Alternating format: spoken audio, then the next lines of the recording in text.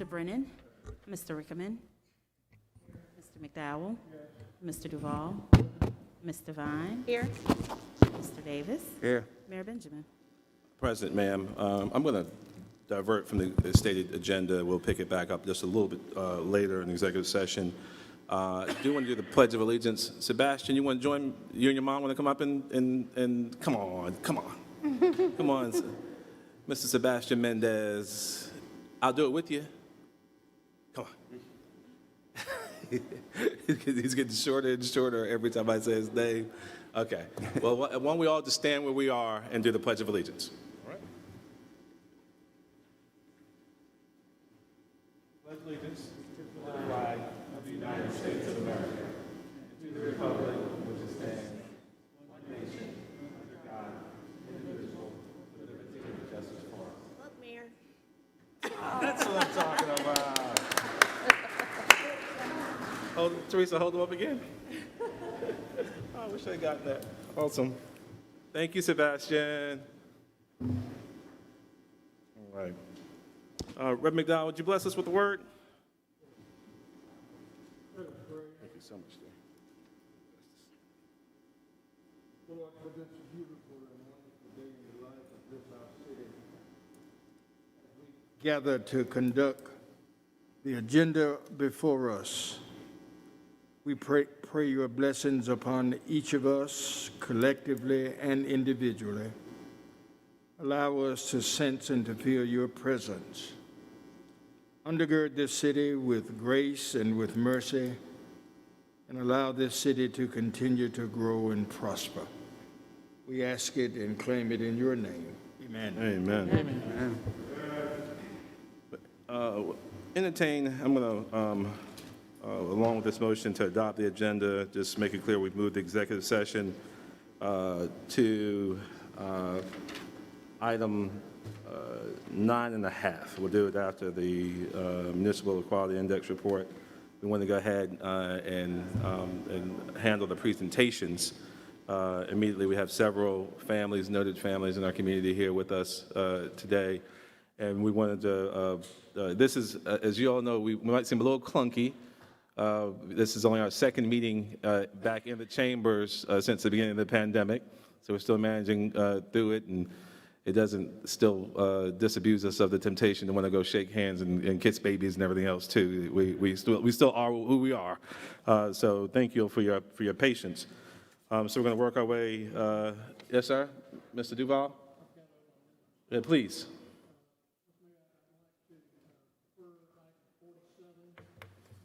With the request of Mr. Brennan, I'd like to add redistricting to item 57, executive session. And I'd like to add an additional item number 59 in executive session under section 30-4-70A1, discussion of employment of an employee, evaluation of the city manager and a city attorney. All right. Is there a second? Any discussion? Move the previous question. Clerk, call the roll. Mr. Brennan. Mr. Rickman. Aye. Mr. McDowell. Yes. Mr. Duval. Aye. Ms. Devine. Aye. Mr. Davis. Aye. Mayor Benjamin. Aye. Is there a motion to approve the minutes of November 9, 2021? So moved. Is there a second? Second. Any discussion? Seeing none, we'll move the previous question. Clerk, call the roll.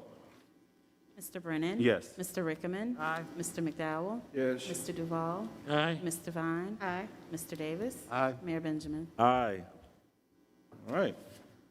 Thank you very much. We're going to go into the period of presentations, and I know that between the district representatives as well as the at-large members, there's some preference to handling the recognitions. I'm going to chime in when I want to on the significance of each of these namings.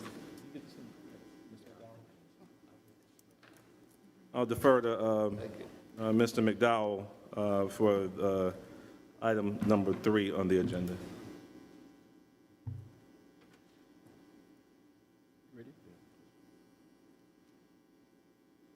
Whereas William Joseph Sumter was born and raised in Hopkins, South Carolina. And whereas he was prominent entrepreneur and the first African American to own and operate a barber shop in the state of South Carolina from 1910 to 1960, which was located at 1818 Main Street in Columbia. And whereas the 1900 block of Henderson Street was one of the first blocks in Columbia, South Carolina, where prominent African-American families lived, and Mr. Sumter owned a property located at 1931 Henderson Street, 1925 Henderson Street, and 1921 Henderson Street. Whereas these properties have remained in Mr. Sumter's family for several generations, now, therefore, be it resolved that on this day, December 7th, 2021, that the mayor and city council of the city of Columbia hereby approve the honorary naming of the corner of Richland Street and Henderson Street, the 1900 block of Henderson Street, and the 1600 block of Richland Street, William Joseph Sumter Lane. And I will second that motion of Mr. McDowell. Any additional discussion? Mrs. Dozier, I will tell you, it's always been a point of personal pride for those of us who value history, and particularly the contributions of the African seed and American son here in Columbia, South Carolina, to be able to walk those streets and see those beautiful, distinct buildings and be able to point out with pride over a century of African American ownership in the heart of our city. It's a point of pride, not, I'm sure I know for your family, but certainly for all of us. And if there's no further comment, move the previous question. Clerk, call the roll. Mr. Brennan? Yes. Mr. Rickman? Aye. Mr. McDowell? Yes. Mr. Duval? Aye. Mr. Vine? Aye. Mr. Davis? Aye. Mayor Benjamin? Aye.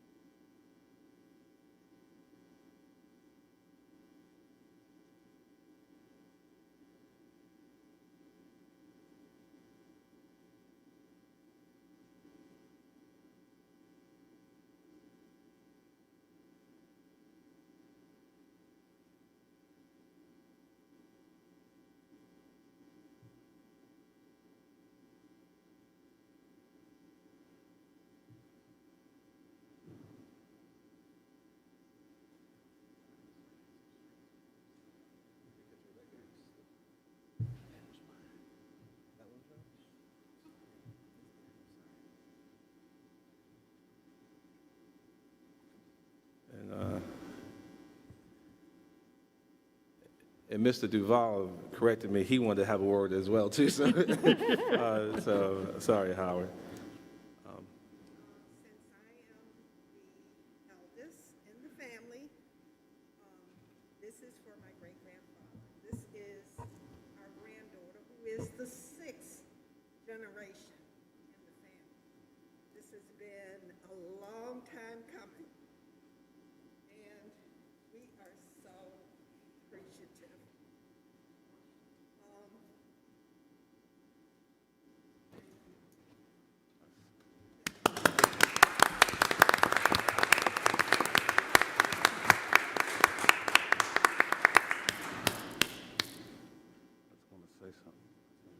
Howard? Howard, did you want to say something? Did you want to say something? Yeah. Okay. I don't want to.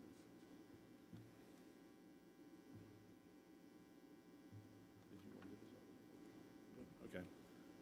I have Resolution 2021-129, approving the honorary naming of Lady Street between Hugie and Pulaski Street, K. Kaplan Thigpen Way.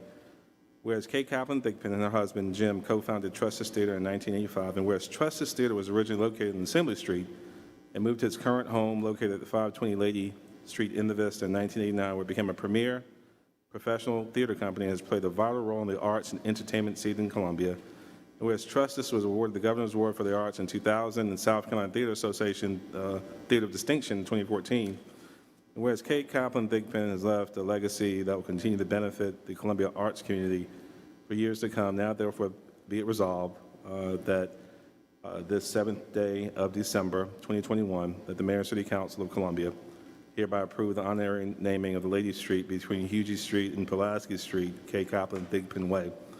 That's a motion. Is there a second? Second. I don't think you can discuss arts in Columbia and the manifestation of it in such a meaningful way without talking about the legacy of Kate Thigpen. And I know that Representative Beth Bernstein's here to accept this on behalf of the many loving family members and supporters of Kate Thigpen and Trustis. Is there any other discussion? If not, we'll move to the previous question. Clerk, call the roll. Mr. Brennan? Yes. Mr. Rickman? Aye. Mr. McDowell? Yes. Mr. Duval? Aye. Mr. Vine? Aye. Mr. Davis? Aye. Mayor Benjamin? Aye. Beth, did you want to say anything? Or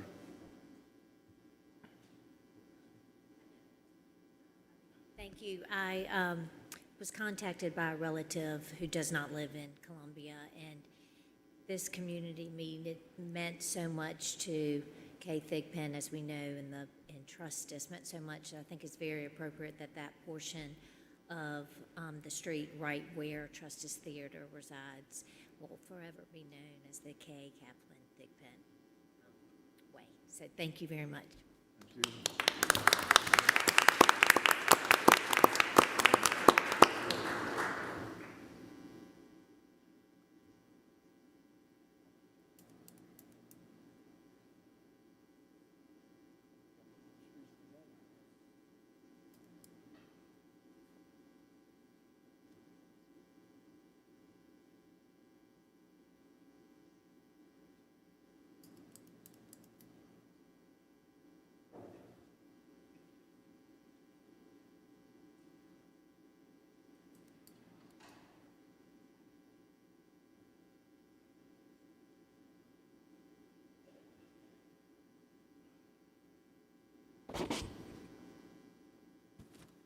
Representative Bernstein says, so do I take this with me? Yeah, you take it with you. You take it. I thought that Mr. McDowell and I were going to have to arm wrestle for this final one. We were debating over who was going to get a chance to do it. Well, the mayor won. I won. This is to approve the honorary naming of the corner of Colonial Drive and Willow Street, the 3800 block of Colonial Avenue, the corner of Colonial Avenue and Mann Street, 4100 block of Colonial Avenue, Milton Kempson Avenue. Whereas Milton Kempson, the son of the late Melton and Ruth Kempson, grew up as a sharecropper along with his 3 siblings in Calhoun County, South Carolina, the Kempson children subsequently helped purchase a home for their parents located at 2216 Mann Street. Mr. Kempson later bought his own home located at 2233 Mann Street and lived there until his death on January 30th, 2021. And whereas Mr. Kempson had a lifelong commitment to education, he earned his degrees from Benedict College, as well as University of Wisconsin, Syracuse University, University of Miami, and University of Georgia. He served as a mathematics and science teacher and guidance counselor at the historic Booker T. Washington High School and principal at Lion Street Elementary School and Carver Elementary in Richland School District 1. He later became one of the first African-American supervisors of elementary education at the South Carolina Department of Education. And whereas Mr. Kempson fostered better relationships among persons of different racial, ethnic, and religious backgrounds as the first executive director of the Greater Columbia Community Relations Council of the Columbia Chamber of Commerce from 1970 to 1979. Whereas Mr. Kempson held various positions for the state of South Carolina that include Executive Director of Health, Education, and Human Services, Chairman of the South Carolina Workers' Compensation Commission, Associate Commissioner to the South Carolina Higher Education, Commission on Higher Education, and Deputy Commissioner for Program Services at the South Carolina Department of Corrections. And whereas Mr. Kempson was a member of many professional, civic, and community organizations to include the South Carolina Advisory Committee to the U.S. Commission on Civil Rights and the North Columbia Eau Claire Rotary Club.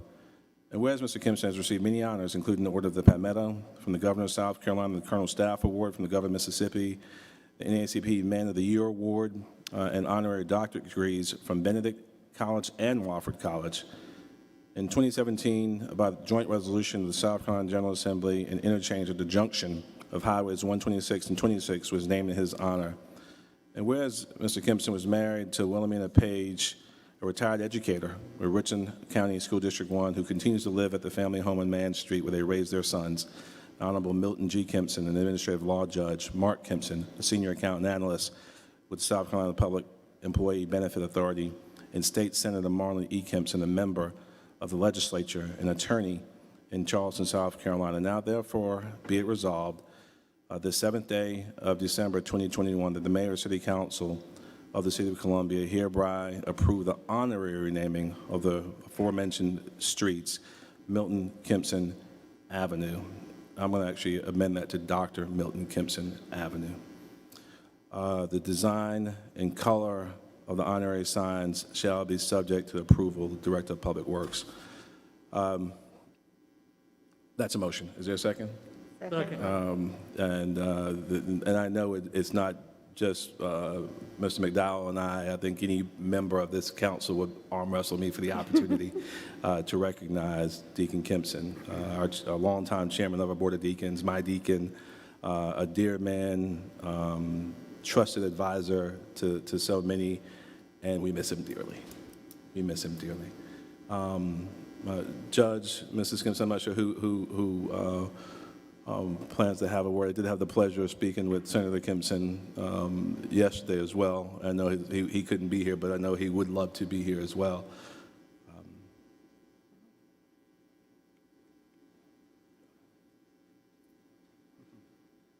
I think you've been nominated, the judge. And I know how the Kempson House runs, usually by parliamentary procedure, but...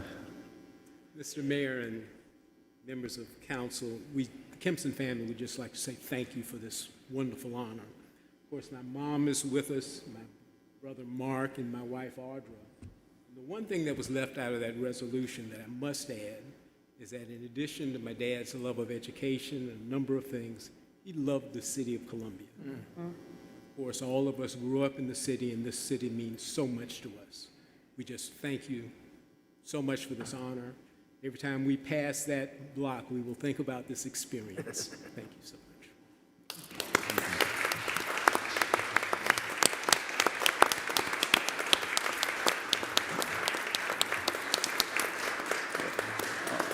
I will say this, and I ask everyone to join us for a photograph. Milton Kempson meant so much to so many of us, and I've shared this with the family in the past.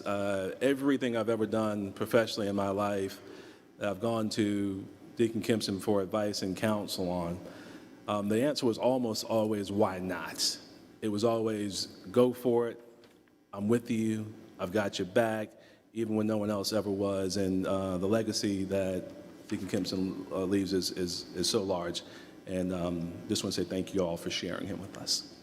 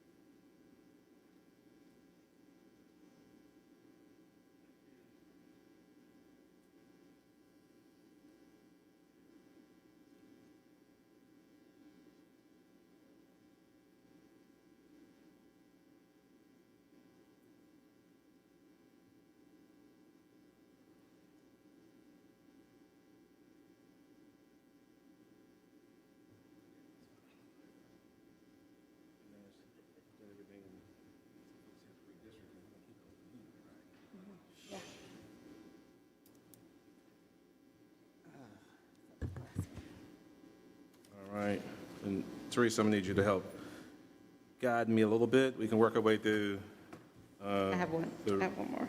the rest of the agenda before we get to executive session, Yes, sir. as we have to take up that one discussion in a more time-sensitive manner.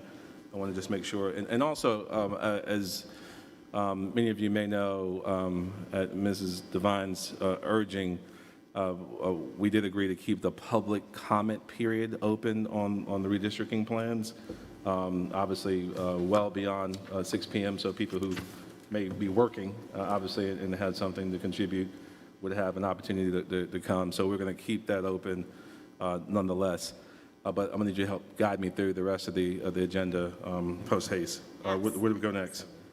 So, Mayor, we'll have the additional two presentations as listed, and I Yes. do have another presentation, if you would so allow me as Please. a moment of personal privilege.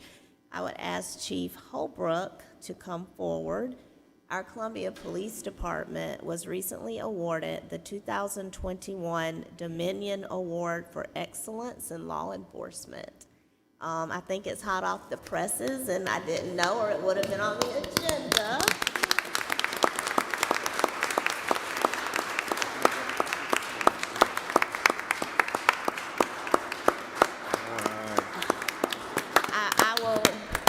I will read just a brief few words. This award is presented annually at the South Carolina Law Enforcement Officers Association Awards Banquet. The Dominion Award recognizes the overall activities and outstanding achievements of an entire law enforcement agency or department.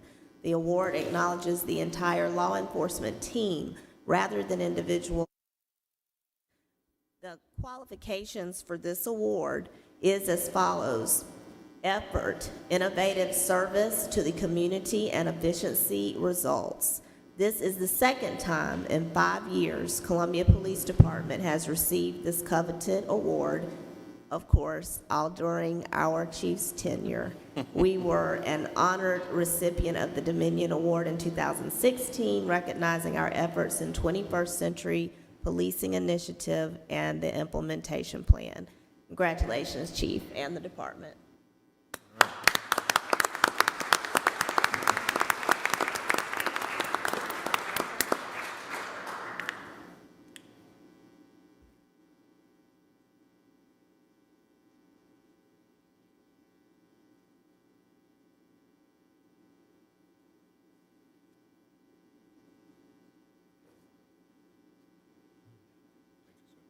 Thank Well you, done. Chief. Ms. Devine? Thank you, Mr. Mayor, members of City Council.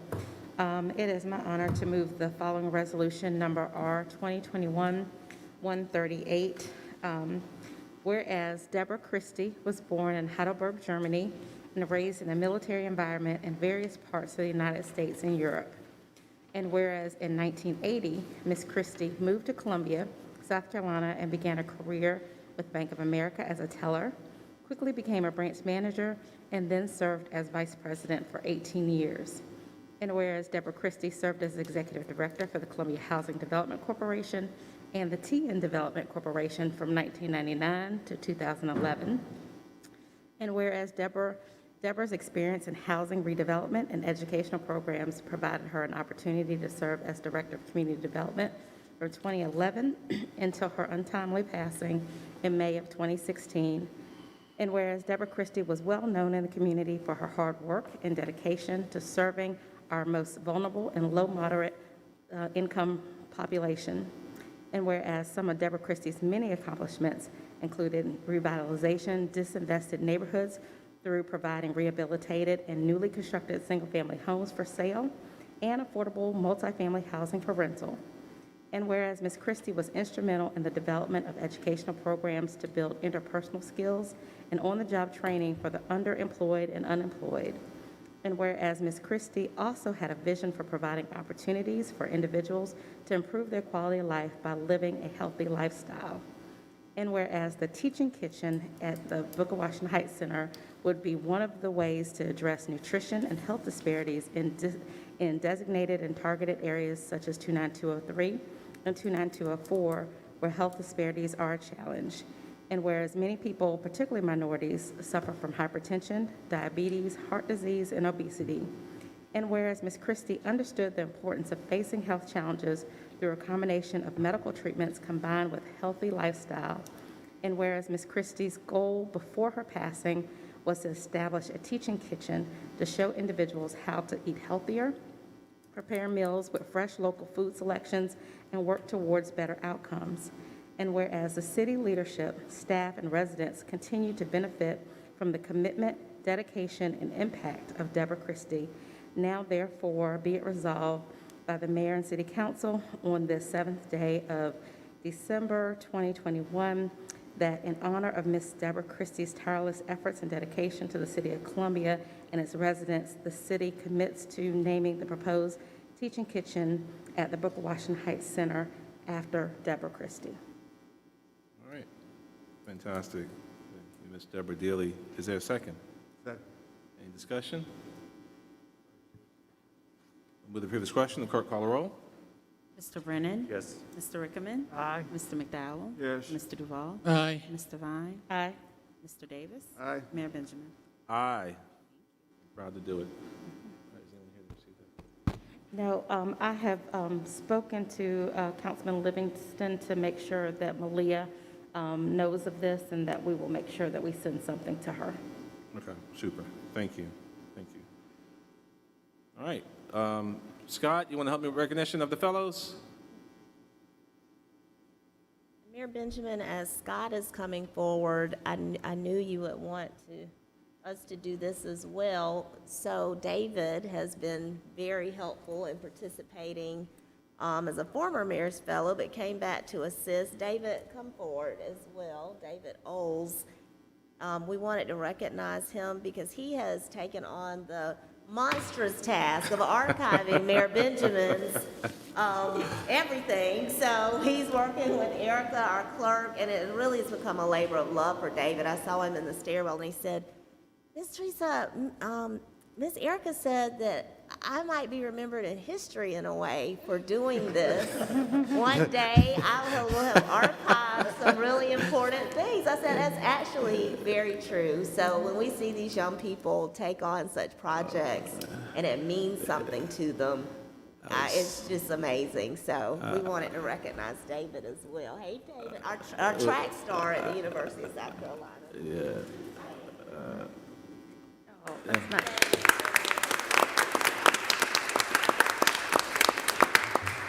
I was just telling David's grandfather just how much of an amazing contribution he's made, first as a fellow and now as our official archivist. Is that fair, Erica? Fair. But representative of the amazing young people, and we're so thankful to have Blakely Hart and Jaheim McLaurin here with us today. Part of our 50% of our final class of mayor's fellows. Zoe and Sophia couldn't be here with us. The students at Benedict College went home much earlier this year. They're both students at the University of South Carolina. And when we started this program almost 12 years ago, never really anticipated that, I just needed some more help, y'all. We just needed more bodies. We needed some talent, and we had this amazing a group of thousands of students at USC and Columbia College and Benedict and Allen and Midlands Tech and South University, and those are the ones that's here. Obviously, in the summer sessions, we're able to pull students from as far west as Iowa and California, as far north as New Hampshire, and south as Florida. But we've had well over 300 young people come through this program, including Deacon Kempson's granddaughter, Andrea, who was just with us earlier this year. This program allows young people to just learn more about them. Some of them are lucky enough to get course credit, but learn more about what interests them. Many of you, I'm not sure if you're like me, I wasn't sure until I was about 39 years old what I wanted to do when I grew up. So being exposed, having mentoring opportunities, having a chance to sit with leaders in the business community to spend time understanding how the fire department, police department run from two of the best professionals in the country, and just learning more about what makes the city special, while at the very same time, We have these incredible digital natives who have wonderful life experiences, who just passionately believe in the promise of this country and the city and in humanity. And Blakely and Jaheim, you're closing out this class and my last class of Mayor's Fellows. I know that Mr. Rickman and Scott have been working together to continue the program going. It's one of the best things that we've done. And just want to take a moment to thank you for your service to the city. Love if you want to have a brief word. You're more than welcome to do so. Scott, I'm not sure if you told him that, but I'm not sure if we scripted it. Well, I don't, as the last fellow standing after 12 years. Last fellow standing. I don't mind putting him on the spot. I'll let you introduce yourself. Yeah. Where you are in school, what year, and courses. And what you're going to do after you turn 39. So, good. So please, Jaheim, we'll let you kick off. Thank you, Mayor Benjamin, City Council, and Mr. Scott. My name is Jaheim McClure. I'm a political science major at the University of South Carolina, and I would love to go to law school. So that's the plan right now. Thank you guys for allowing me to be a part of this program. I have really enjoyed working for Mayor Benjamin alongside the rest of the Mayor Fellows. So thank you guys again. Thank you, Jaheim.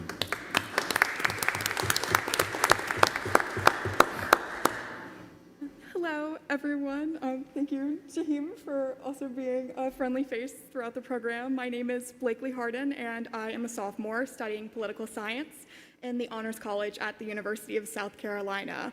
While I'm currently studying political science, I hope to transition a little bit in the future to a master's in public policy, hopefully to do work in education policy in South Carolina.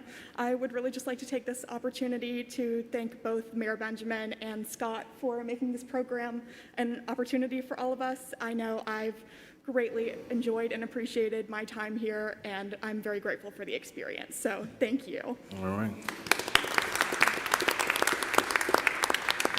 And again, Zoe Doan and Sophia Gomez round out our class, and I want to thank you all for being the young leaders you are. We have to continue to invest in leadership. So thank you all. Thank you. Thank you, Scott. Our Benedict students wrapped up their semester about 2 weeks ago. Zoe Doan has returned to her family in Palo Alto, California, and Sophia Gomez returned to her family in Costa Rica. Say that again. Where does she live? Costa Rica. In Costa Rica. Yeah. So Palo Alto and Costa Rica. Yep. We're touching the whole world. Touching the whole world. But real quickly, I would be remiss without adding my thanks and our thanks to Ashley Jenkins and Kay Hampton, who helped out a tremendous amount with the selection process, reviewing the applications, going through the interviews, and then helping me in selecting, the 4 fellows that we had for the fall. So thank you. Thank you, Scott. All right. All right. Swag bags to remember the city. Thank you.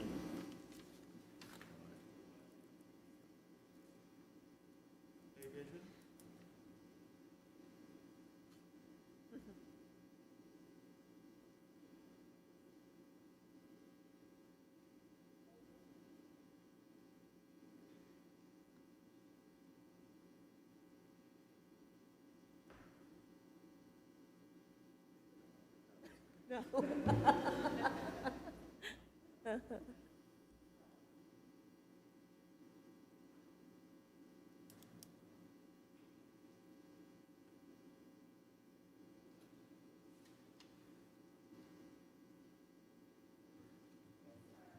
Mayor Benjamin, as you take your seat, our Emergency Management Director, Mr. Harry Tinsley, can come forward for our normal COVID-19 situational report. Mayor Benjamin and council, we are still making good progress internally in the city. And let me say Yes, this, sir. just a point of personal privilege before Director Tinsley begins.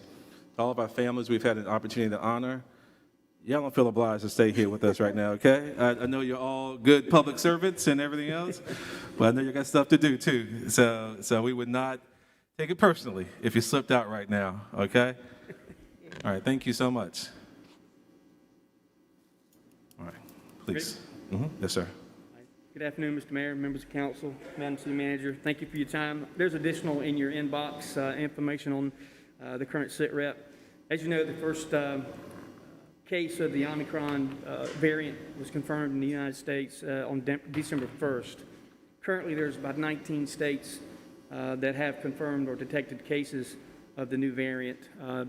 The closest one to us right now, I think, is Georgia, although I think Florida may have their first confirmed case, but that's not posted to the CDC site as of yet. CDC scientists are still working through that, the variant, to provide additional data. But right now, nationally, the 7-day average trend of new hospitalizations, which is one of the metrics which we watch, for patients with confirmed COVID-19 is up 13% from the previous 7-day report. As far as case rates here in South Carolina, we've dropped in the rankings. We're now 45th in the nation, which is a good thing right now. Forecast models for our state continue to show that we will remain stable for the next 4 weeks or so. And the DHEC 7 key indicators for COVID-19, as reported by DHEC, continue to show downward trends. As the case count reports out today, our state stands at 739,796 confirmed cases. There have been over 12.6 million tests to date. Today's report out was 661 cases. 500 of those were confirmed. Our state's positivity rate is 6.4%. And unfortunately, there were 4 new deaths reported out today through our state. 2 of those were confirmed, 2 were probable. 12,386 confirmed deaths due to COVID-19 in our state. Here in Richland County, our case count stands at 57,297. Today's report out was 41 new cases. 35 of those were confirmed. And our average case rate right now in Richland County is about 31 cases a day. As of the December 1st, Richland County's 14-day recent disease activity incident rate shows our percent positivity at 2.4%. Statewide bed utilization is 76% currently. As of the December 6th report out, 471 patients currently hospitalized due to COVID-19 confirmed or suspected in our state. Richland County bed utilization rate is 71%, with 18 patients currently hospitalized due to COVID-19 confirmed or suspected. Prisma Health Children's Richland Hospital has 1 confirmed pediatric patient. DHEC also reports 5.9 million doses of COVID-19 have been administered in our state, and as of December 5th, 50.6% of our eligible population are fully vaccinated in our state. 58.6% have received at least 1 vaccine dose. 8.3% of children aged 5 to 11 have received at least 1 dose, and 63.5% of children aged 12 and older have received at least 1 dose. Here in Richland County, 53.5% have completed their vaccination series. 62.2% have received at least 1 dose. And as a national snapshot, according to the CDC's latest vaccination update, 63.8% are fully vaccinated in the country. 86.6 of those 65 or older have been fully vaccinated, and 83.5%, those 18 years or older, have received at least 1 dose. And lastly, city staff continues to work with our partners to schedule and host vaccine clinics, including after hours, mobile clinics, and on the weekends as well. We're working with DHEC to try to get them to start providing some vaccines clinics at our Divine Street location, because we've been doing testing there throughout the process. On the weekends, we're still working through that process. Once that is completed, we'll put that on our website and all our social media platforms. And lastly, safety and risk management continues to provide updated guidance on any of the COVID-19 protocols to our city staff and to what we're doing. Pending any questions, that's my report. Thank you, Harry. And you did we mention employee vax rates? 87%, Mayor. 87%. Vaccinated. That's fantastic. That's fantastic. And I really want to thank everyone for the leadership in that space. We're leading from the front there. It seems like though the numbers are still low, things are starting to tick up a little bit too. And I don't think that's not Omicron. That's still Delta. So let's just kind of keep our eyes on those trends. Hopefully 6.4, I think you said this is today. But we're seeing the benefits of good practices and vaccinations, and everyone kind of, it's amazing. I asked Scott to send me pictures. Some of you may remember what March 6, 2020 was like when we hosted our very first Midlands Coronavirus Task Force meeting. We're all packed into the room side by side like sardines. Up until that evening, there had not been one diagnosed case in South Carolina. The reality is that regardless of what may come, whether it be Delta or Omicron or anything else, we have so many more tools at our disposal now. Obviously, the vaccination being the most important, but every other protective measure that we can put in place, that regardless of what may come, we can manage through it if, in fact, we choose to. So, again, thank you, Harry, for your leadership. This council, at the city manager's constant urging, push forward with our vaccination plan. It was a wonderful balance of carrot and stick that has gotten us now nearly 90% vaccinated, y'all. That's something to crow about and be thankful for, and obviously realize we're going to have to continue going in that direction, but we're going in the right direction, and let's all just remain vigilant as we kind of work our way through what hopefully is the tail end of this pandemic. So thank you, Harry. Thank you, Teresa, and the whole team for your leadership. Any questions for Director Tinsley? All right. Thank you, Harry. Thank you, Harry. Thank you, Mayor and Council. At this time, our next discussion item is the 2021 Municipal Equality Index Report. The Honorable Tamika Isaac Devine. Thank you, Ms. Wilson, Mr. Mayor, members of City Council. The City of Columbia has been ranked over the last several years by the Human Rights Campaign with the Municipal Equality Index. And just for history, the Human Rights Campaign was established in 1980 and strives to end discrimination against the LGBTQIA community. This index is done on an annual basis for 506 municipalities of varying sizes across every state in this nation. We have traditionally ranked high in this index over the last couple of years, and I think it's just goes to show sometimes when you take your eye off the ball a little bit, we can see a decrease. And so last year, Councilman Duvall and I, after the mayor showed us where we were on our index, asked if the two of us would take the lead in looking at where the city was ranking and what we could do to make sure that we were looking at our ranking. And so this is the 10th year of the scorecard for the City of Columbia, and it is my pleasure to announce that the City of Columbia has received a score of 82 on this scorecard, which is the highest rate of a city in the state of South Carolina.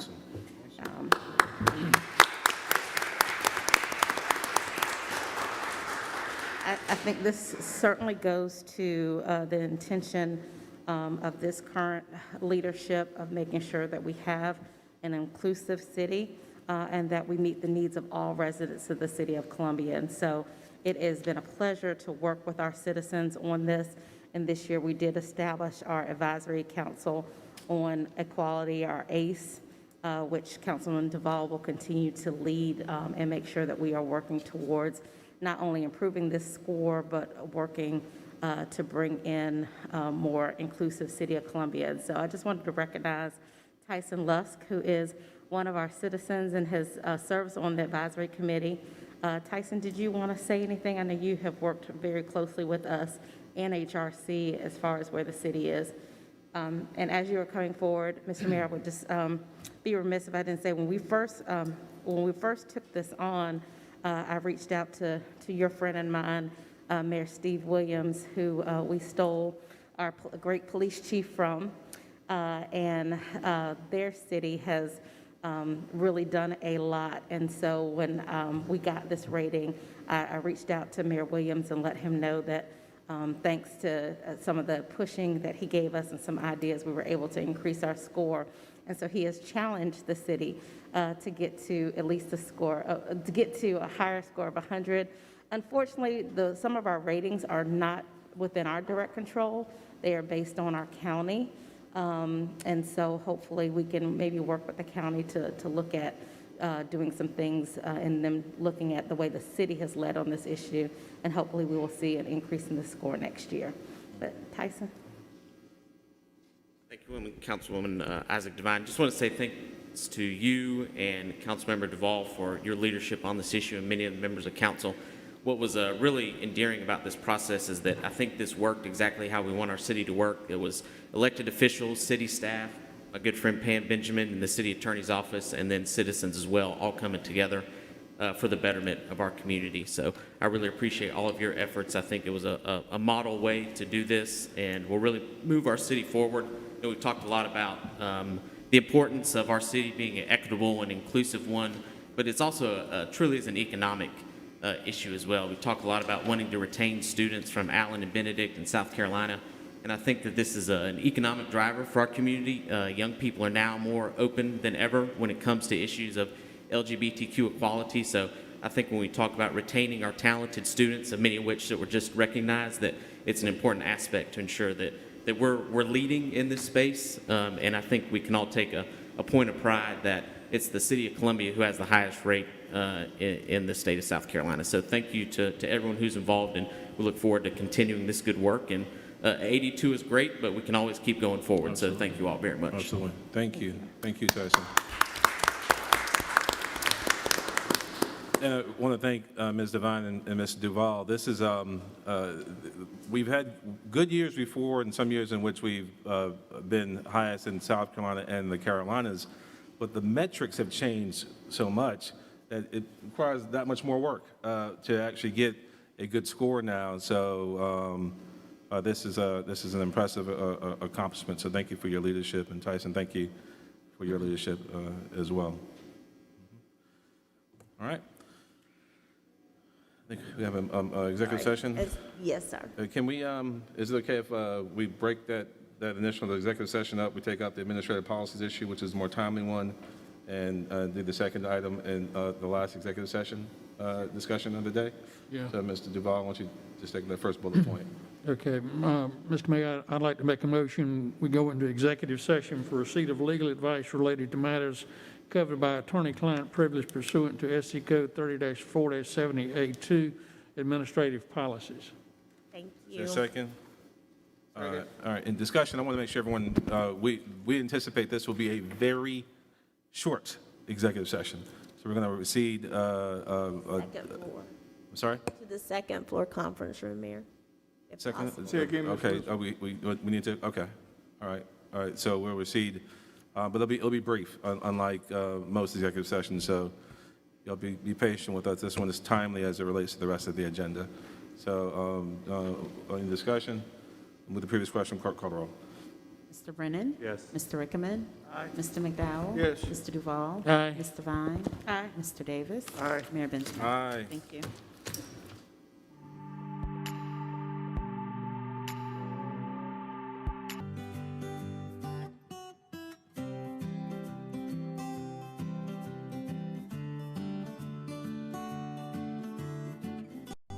Downstairs, Steve.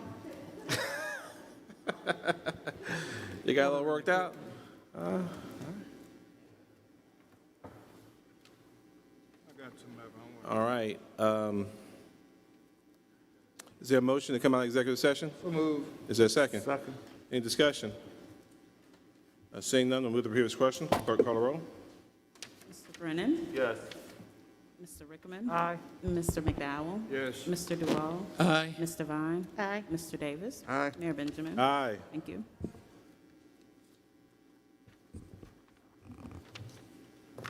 I think we're going to slip in the committee reports. Is that right? Yes, sir. Okay. We will start with our city council committee referrals and reports. I know that we do have 2 reports out from 2 standing committees, the first being Administrative Policy Committee, the Honorable Edward H. McDowell, Jr. Mr. Mayor, Yes, sir. two items in Administrative Policies Committee. Items 2-51 and 2-127, one related to the Municipal Court Administrator and the length of term for the Mayor Pro Tem. I ask that we take them off of the calendar for this committee. All right.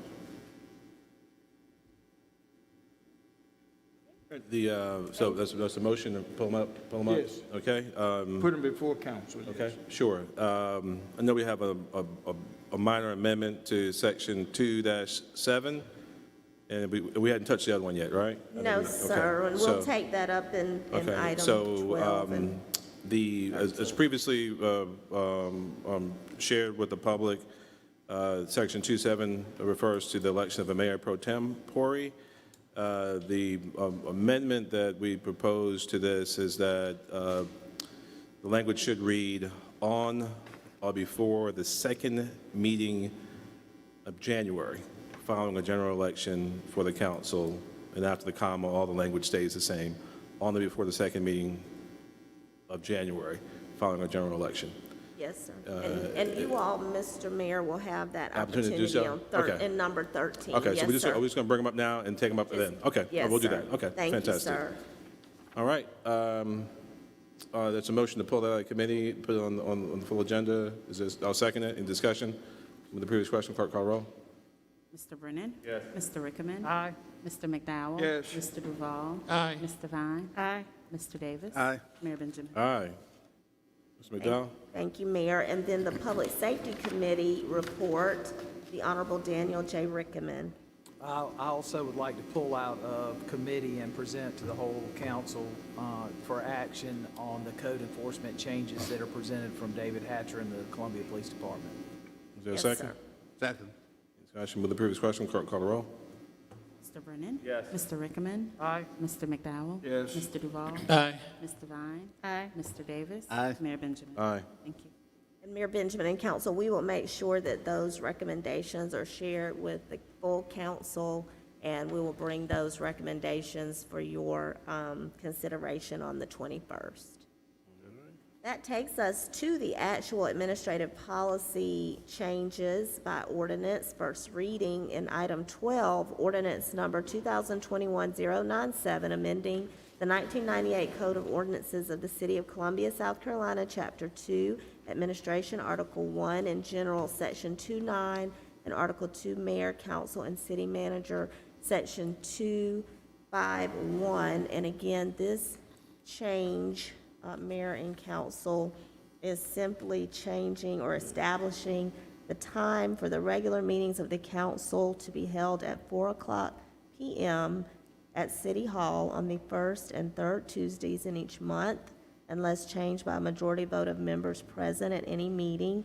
The council may also decide by a majority vote of members present at any meeting to hold a regular meeting in a different location. And again, this is a statutory requirement that we establish these times at the begin or before the beginning of the year. I move that we amend this to state the regular meeting time of council be at 4 p.m. at City Hall. All right. Yes, sir. Is there a second? Second. Any discussion? With the previous question, clerk call the roll. Mr. Brennan? Yes. Mr. Rickman? Aye. Mr. McDowell? Yes. Mr. Duval? Aye. Ms. Devine? Aye. Mr. Davis? Aye. Mayor Benjamin? Aye. Item 13 is ordinance number 2021-099, amending the 1988 Code of Ordinances of the City of Columbia, South Carolina, Chapter 2, Administration, Article 1, and General, Section 2.7, and Article 3, Directors, Departments, and Employees, Section 2.127. These are the items that were reported out of the Administrative Policy Committee, Mayor Benjamin, as you stated, with Section 2.7 regarding the Mayor Pro Tem to now read on or before the second meeting in January. Following a general election for the council shall elect one member of their body as a Mayor Pro Tem to serve as such for 1 year, who shall act as mayor during the absence or disability of the mayor, and if a vacancy occurs, shall act as mayor until a successor is duly qualified and elected.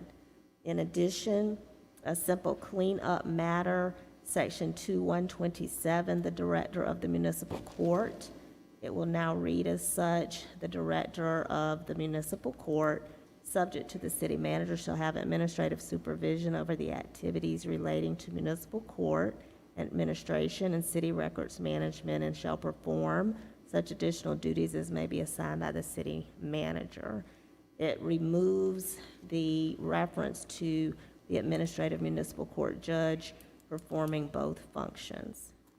And this does comport with state law as it relates to the appointment of judges. There's some specific language in state law that gives at least the appointment authority of temporary judges or substitute judges to the mayor directly under this form of government. This is not in any way conflict with that?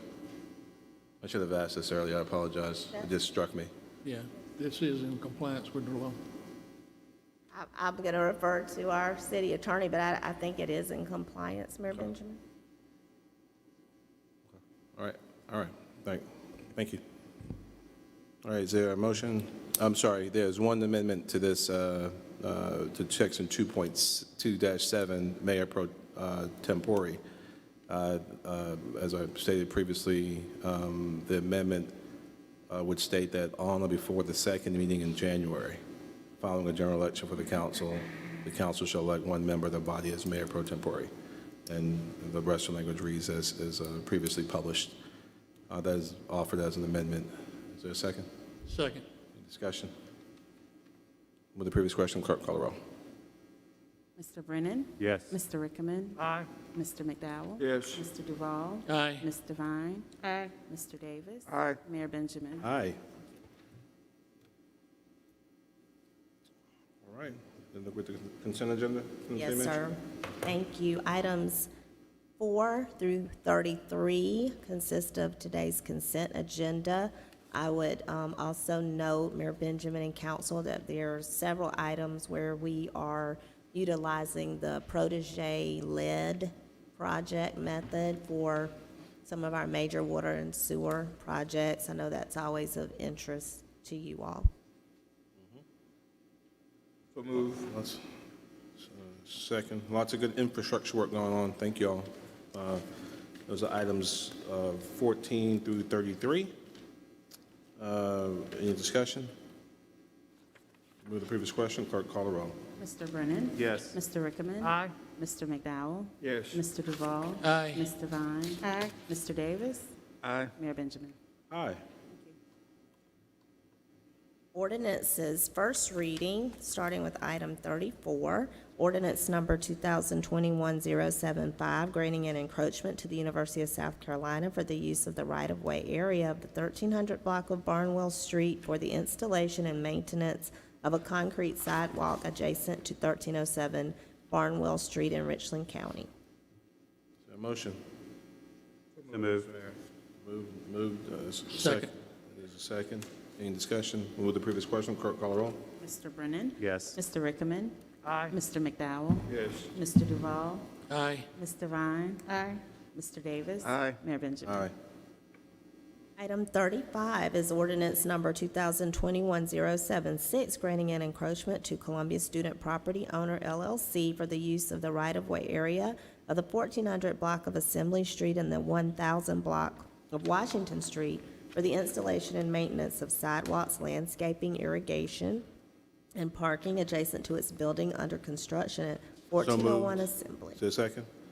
Second. Any discussion? Seeing none, move the previous question, clerk call the roll.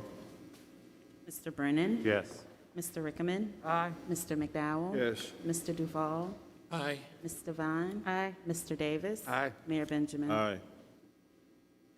Item 36, ordinance number 2021-077, granting an encroachment to Palmetto Garage Works LLC for the use of the right-of-way area of the 1500 block of Gervais Street for the installation and maintenance of sidewalks, landscaping, irrigation, and parking So moved. adjacent. Is there a second?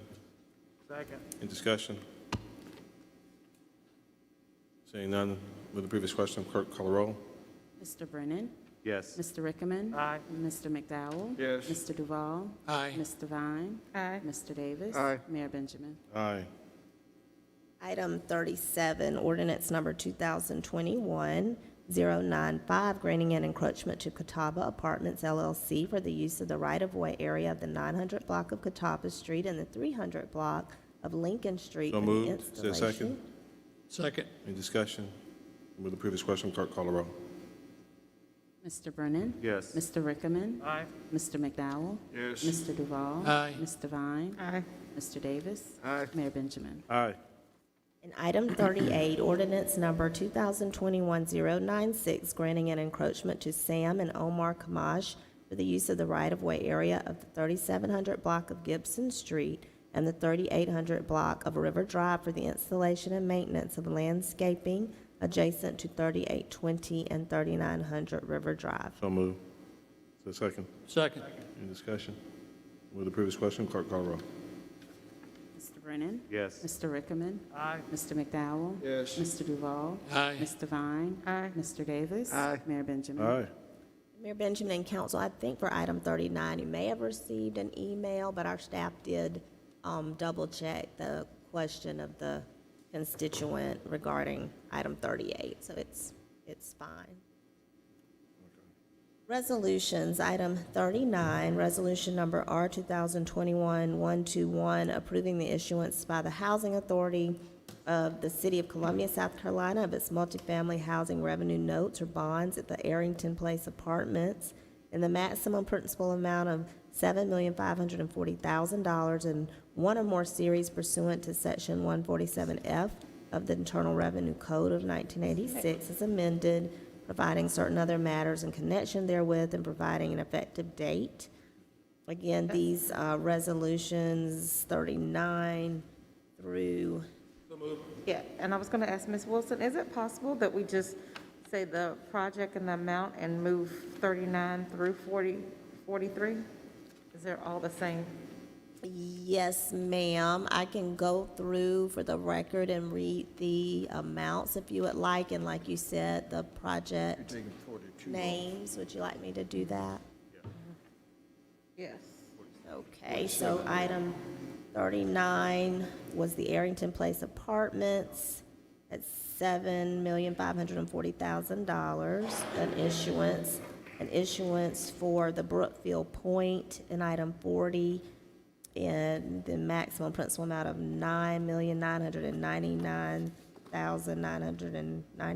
$9,999,999. The item 41 for St. Andrews Crossings in the amount of $10,500,000.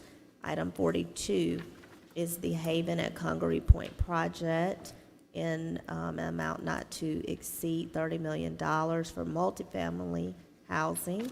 And 43, item 43, the Garden Lakes apartment project at an amount not to exceed $35 million for multifamily housing, revenue bonds.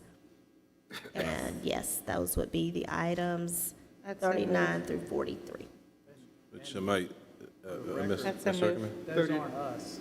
I'm sorry? No, For the sir. record, that's the Housing Authority, and this is just procedural, just so the public knows. Yes, sir, it's a formality to, But worth noting, it's nearly $100 million in affordable housing development in the city, which is important. yes, sir. Is there a motion? So we're looking specifically at 39 through 43. Yes, sir. Yes. Yeah, I already moved. Second, any discussion? Further discussion, clarification? Seeing none, with the previous question, clerk call the roll. Mr. Brennan? Yes. Mr. Rickman? Aye. Mr. McDowell? Yes. Mr. Duval? Aye. Mr. Vine? Aye. Mr. Davis? Aye. Mayor Benjamin? Aye. Can we make it just a tad bit warmer in here, too? Certainly. Like an ice box. Yes, sir. All right, thank you. Item 44 is resolution number R 2021-126, certifying a building site as abandoned buildings pursuant to the South Carolina Abandoned Buildings Revitalization Act, Title 12, Chapter 67, Section 1267-100 of the South So Carolina moved. Code. Is there a second? Second.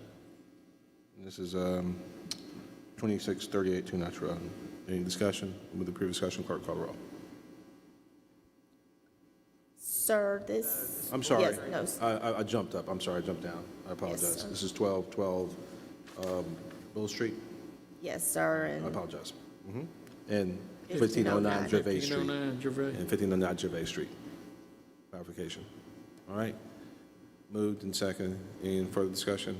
Seeing none, with the previous question, clerk call the roll. Mr. Brennan? Yes. Mr. Rickman? Aye. Mr. McDowell? Yes. Mr. Duval? Aye. Ms. Devine? Aye. Mr. Davis? Aye. Mayor Benjamin? Aye. Thank you.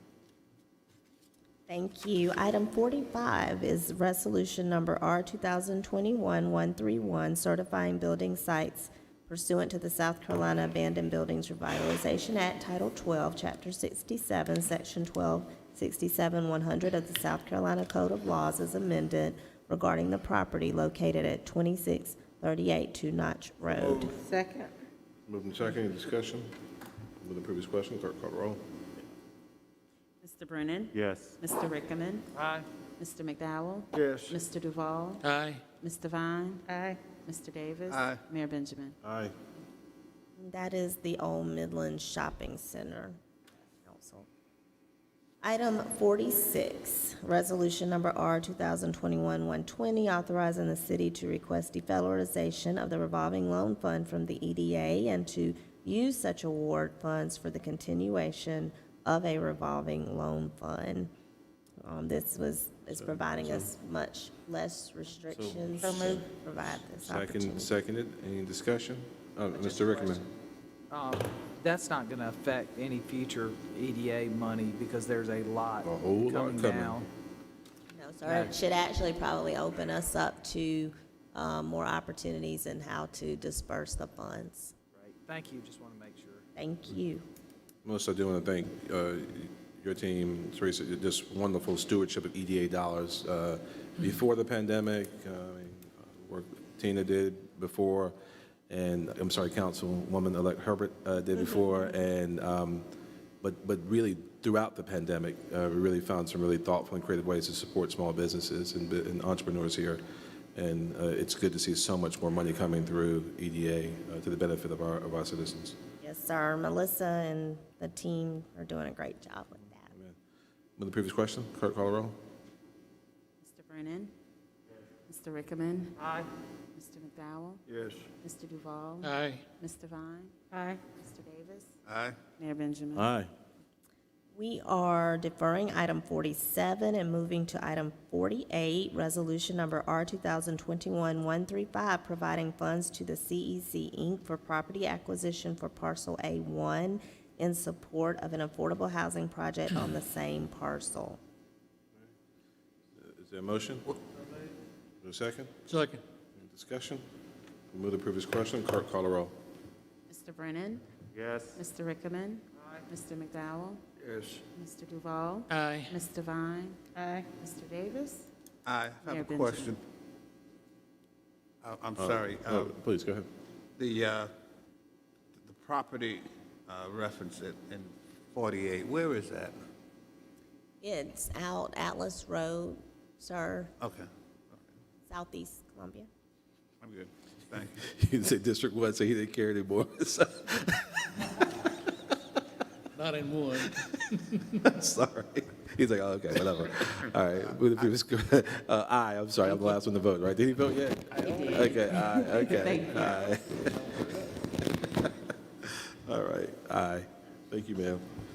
For the record, I know it's in the resolution, but for the record, will you say what this funds amount is? Yeah. I'm sorry, The amount? 600,000.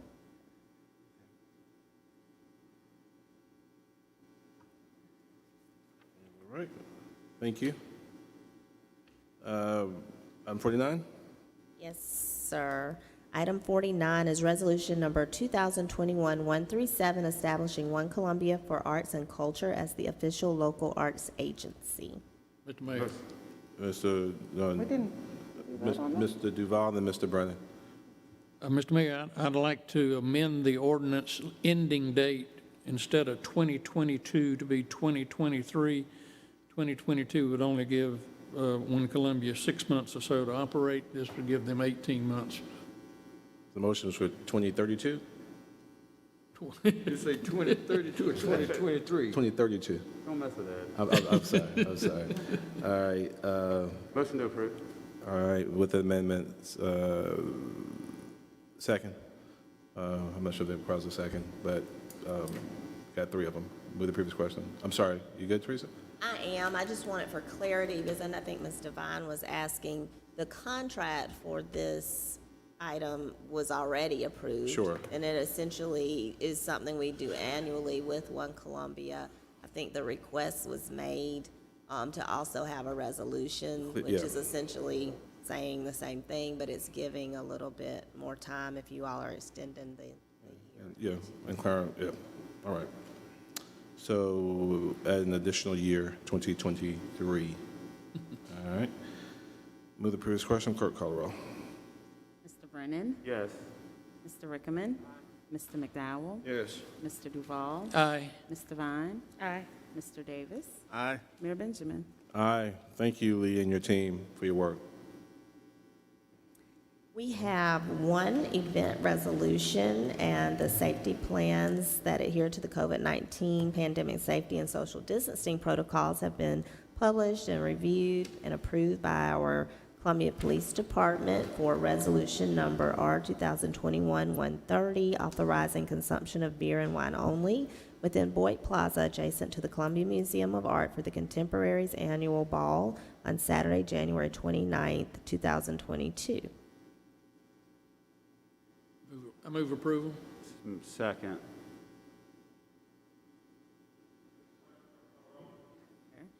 Mr. Brennan? Yes. Mr. Rickman? Mr. McDowell? Yes. Mr. Duval? Aye. Ms. Devine? Aye. Mr. Davis? Aye. Mayor Benjamin? Aye. Moving into a period of appointments, Ms. Jenkins Wood will come forward to assist with the Columbia Tree and Appearance Commission, the Planning Commission, and South Carolina Memorial Park Commission.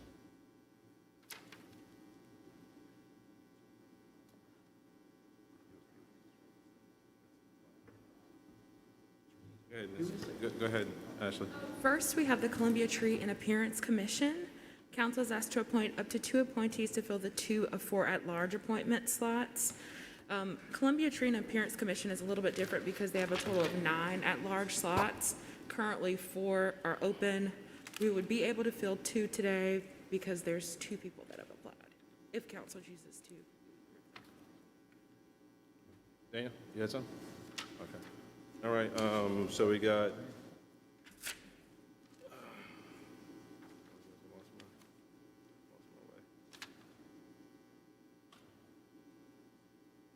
One of these are, some of these are, Sam, you're going to hold on one that you had, right, Sam? Yeah. So Tree and Appearance Commission, who we have, Ashley? There's Kristen Dow and then also Shannon Catherine. And again, there are 2 additional at-large slots still Mr. available. Mayor, Yes, sir, Mr. I believe some of us have 2 copies of the Planning Commission piece Okay. in here and not the Tree and Appearance Commission. I only have You don't have, the Ms. Dow's Tree and Appearance Commission application. I don't have the rest of the documentation No. with members and everything. And I think, Ed, you have the same. I have one, yes. Uh-oh. I apologize. Yeah, you're supposed to have both. I don't have Ms. Dow's.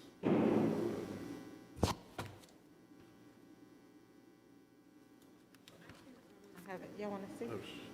Shannon. You go. My apologies. That was not supposed to be like that. And you said you're missing Columbia Tree and Appearance in your... I've shared it. Those are the 2 applications. I ain't got none of that. She's only served 3 terms.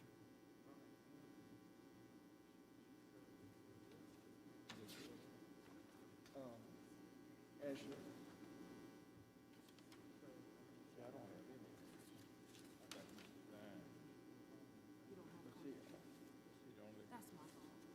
To that committee. So there are 4 We defer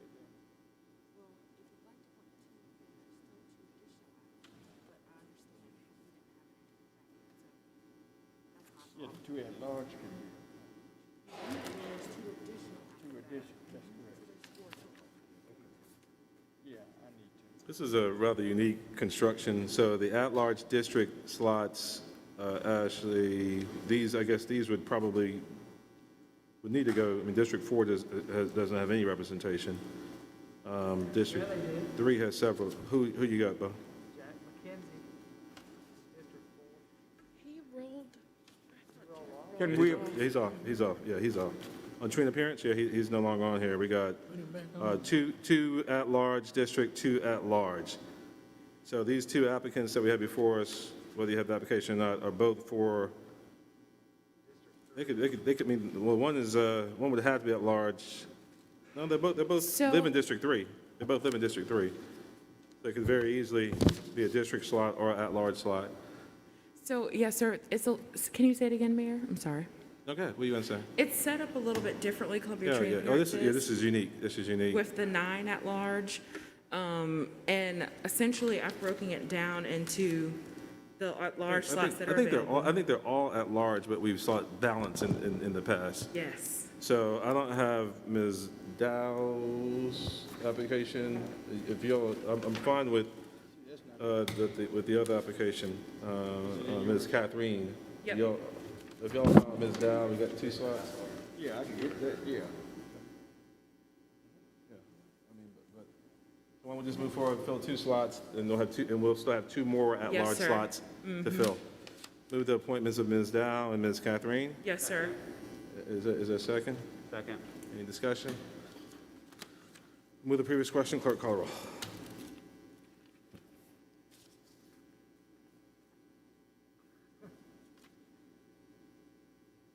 We good? Is this something on this item or something else? Okay. So Not on this item, no, sir. Okay, so we just moved the appointments of Ms. Dow and Ms. Catherine to the Columbia Tree and Appearance Commission. Doing that for me, sir? And they're both at-large slots, all 4 of the at-large slots, so 2 of the They 4. are. Okay. All right. Thank you. It's been You're deferring the other. moved by me, second by Mr. Brennan. With the previous question. Clerk call Mr. roll. Brennan? Yes. Mr. Rickman? Mr. McDowell? Yes. Mr. Duval? Aye. Ms. Devine? Aye. Mr. Davis? Aye. Mayor Benjamin? Aye. Thank you. Next, we have the Planning Commission, and council is asked to reappoint Dr. Isa Mandel to the Planning Commission. She currently represents District 3. Mr. Mayor, could we, Yes, could sir. we hold this and get some candidates? Dr. Mandela served greatly, but this will be her 4th term, and she served previously for 2 terms, so she'll already have served 5 terms totally. We got a lot of talent in Columbia, and we need to make sure we're getting people involved.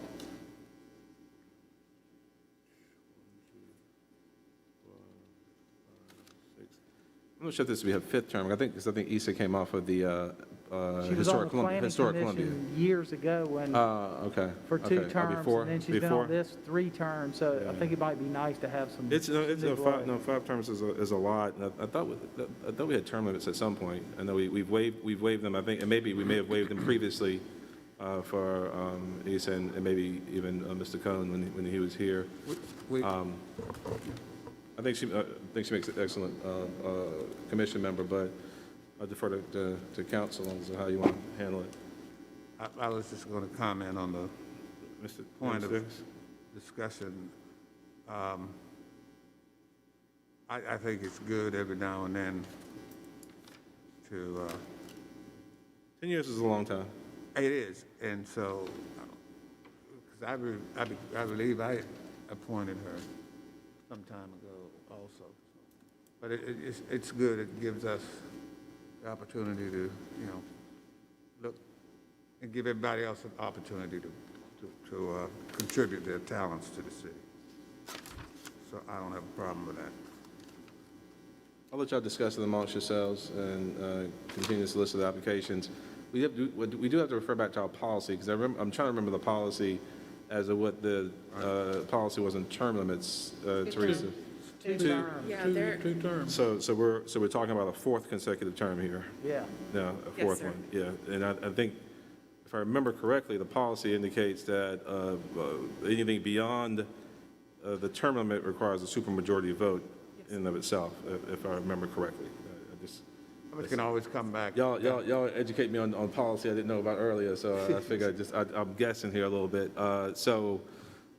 Let's take this appointment under advisement. I'll let y'all dialogue about that. I think that she makes an excellent appointment and commissioner, but I understand always the interest in having new eyes on old challenges. How many,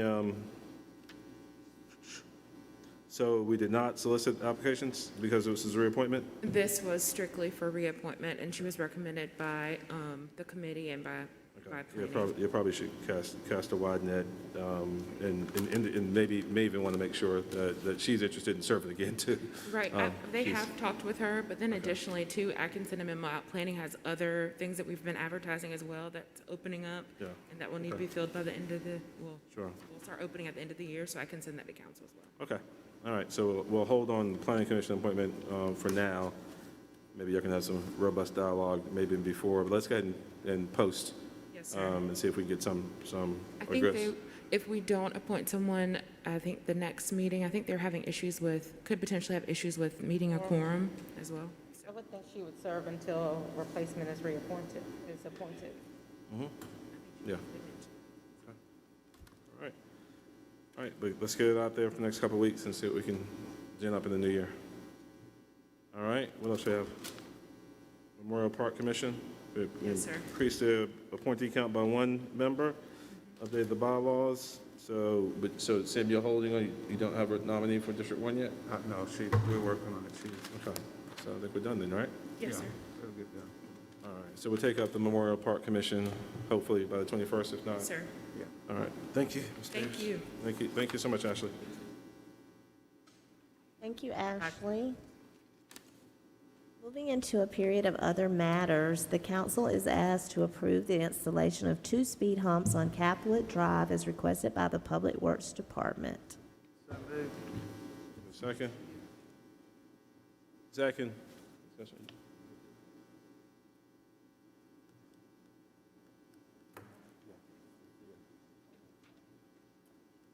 Move the previous question, clerk call roll. Mr. Brennan? Yes. Mr. Rickman? Aye. Mr. McDowell? Yes. Mr. Duval? Mr. Vine? Aye. Mr. Davis? Davis? Sorry. Vote On item 54, the on speed humps. Speed humps. Aye. Thank you. Mayor Benjamin? Aye. Thank you. All right. Item 55, fiscal year 2021-2022 hospitality tax supplemental allocations. Ms. Missy Kaufman, our Budget and Program Management and Grants Director, can assist if necessary.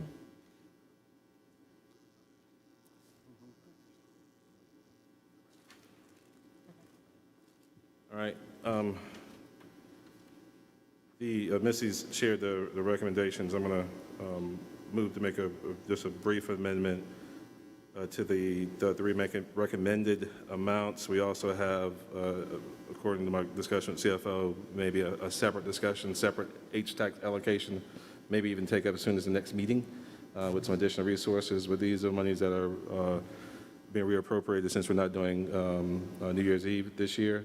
There has been, I know there'll be another request for the Ambrody Ballet at the next meeting, but want to make these recommendations that we approve 7 Sunday in the amount of $10,000, the Ambrody Ballet in the amount of $10,000, the Women Leadership Open Day event, $25,000, and the Violins of Hope and Varna International for $25,000. Is there a second? Second. Oh, sorry.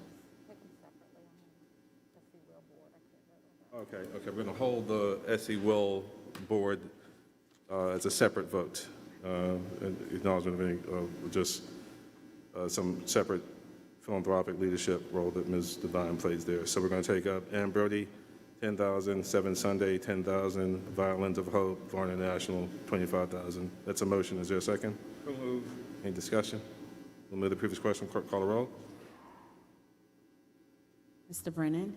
Yes. Yes. Mr. Rickman. Aye. Mr. McDowell. Yes. Mr. Duval. Aye. Ms. Devine. Aye. Mr. Davis. Aye. Mayor Benjamin. Aye. With second motion, $25,000 for South Carolina Women in Leadership for the opening day event. Is there a second? Second. Is there a second? Second. Okay, second, Mr. McDowell. Any further discussion? I do want to use this as one point. This is a really important effort to increase representation of women on our boards and commissions throughout the state. And we have a wonderful opportunity here to serve as a model with our clerk as the poster child of leadership in this space. So, Eric, I want to thank you for your continued leadership. With the previous question, clerk, call the roll. Mr. Brennan. Yes. Mr. Rickman. Aye. Mr. McDowell. Yes. Mr. Duval. Aye. Ms. Devine. Not voting. Just for the record, I serve on the board, and although that is a volunteer position, due to the recent interpretation of the South Carolina ethics law, I cannot vote on this. So I'm very supportive, but cannot vote. Thank you for the clarification. Mr. Davis. Aye. Mayor Benjamin. Aye. Thank you. Mayor Benjamin and council, if I might make a suggestion, we are at the point where you could open the redistricting public hearing and ordinance for first reading. I know we do have a presentation in that regard. We are having some technical difficulties, it's my understanding, and in order to deal with those and make sure that we have every opportunity for the public to be able to call in, be heard, and also hear the presentation, I'm asking possibly for y'all to go into executive session. I think your intention really was to get closer to 6 o'clock anyway for this purpose. And so if you would like to do that, we could go into executive session now, and you could open your public hearing at 6 o'clock. Sure. Is there Anybody any here? possibility to hear comments even from citizens who might be time restricted Now. in advance of a full presentation? And folks may have time to not do so, but if there's some input to get on the record prior to, I don't want to keep you all here much longer if you have other things to do. So, and that might not be prudent. I'm just trying to be, that's why I was racing through the agenda. I wanted to make sure we were Yes, being sir. thoughtful of people's time. I support that. Just want, that's fine, Mayor Benjamin, however you all like to handle it. Right now, if individuals are calling in or trying to It's a problem. stream in, I don't know that they can hear what these individuals might be saying. okay. Is that correct? Do And we have so, a timeframe of when the technology issues will be resolved? my instruction is to get it resolved post haste, even if we have to put up some directions on the live stream to instruct people to call in via another conference call line. And although We folks, did test this Sure. and double and triple check. We have our consultant here that's been working on it, but I'm not sure what the problem is. so as folks, although we may not be able to, people may not be able to hear or see presentation, will we be able to record those presentations still? Absolute, we Okay, should, we're okay. fine with what's happening okay. in here. Okay. My concern is for people who I know maybe wanted to participate remotely. Okay. All right. And we, yeah, if we can, We can record out loud the folks who want to speak now, speak. Madam President, Counselor, do y'all want to go ahead and present? We'll be recording. The challenge, as you heard, is that some of the citizens who, now we've gotten somewhat spoiled, people can call in and record comments and also share their thoughts contemporaneous of us, whether we want them or not. But we will be recording. So if you want to speak on the record, that's fine. Mr. McDowell? Well, it's going to be critical at some point that the technical issues are resolved.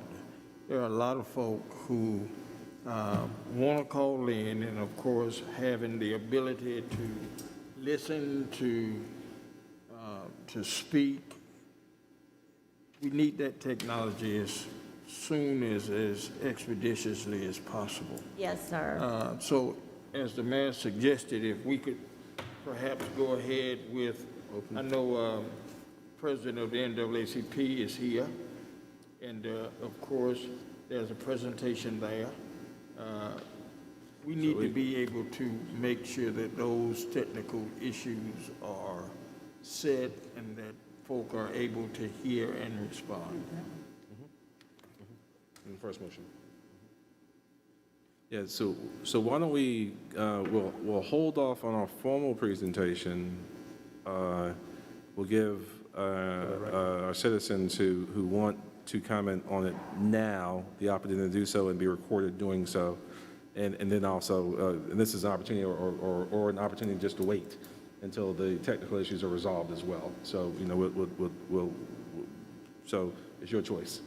But if you want to present now, I think we go ahead and have feedback and continue to work through our technical issues. If it seems like it's going to take a little more time, then after all citizen input of folks in the chamber is taken, we can go into executive session and work through the other issues on the agenda and come back out. Okay? Yes. So I'm going to go ahead and I wondered what that look in your face was earlier. I didn't realize we were having technical issues. Oh, thank you, dear. Thank you very much.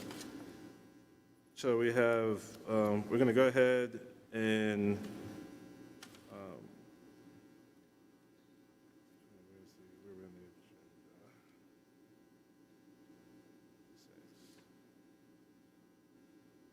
I guess we can go ahead and call the public meeting, public hearing to order.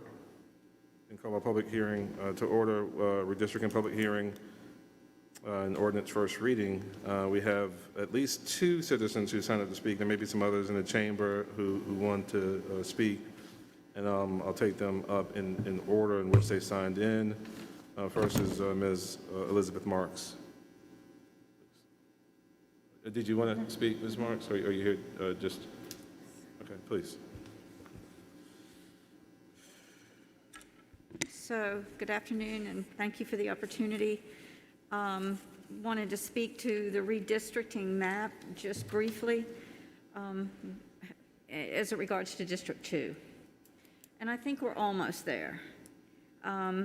Having looked at the map really carefully, I wonder whether or not the people who have given you advice on it have taken into consideration the diminishing numbers of minority density in the district. And so what is happening is that if you look at the traditional minority neighborhoods and think, well, we're going to include those in District 2 because they are clearly minority neighborhoods. Historically, they were, but there's been a large influx of non-minority property owners and investors because those properties are traditionally lower cost.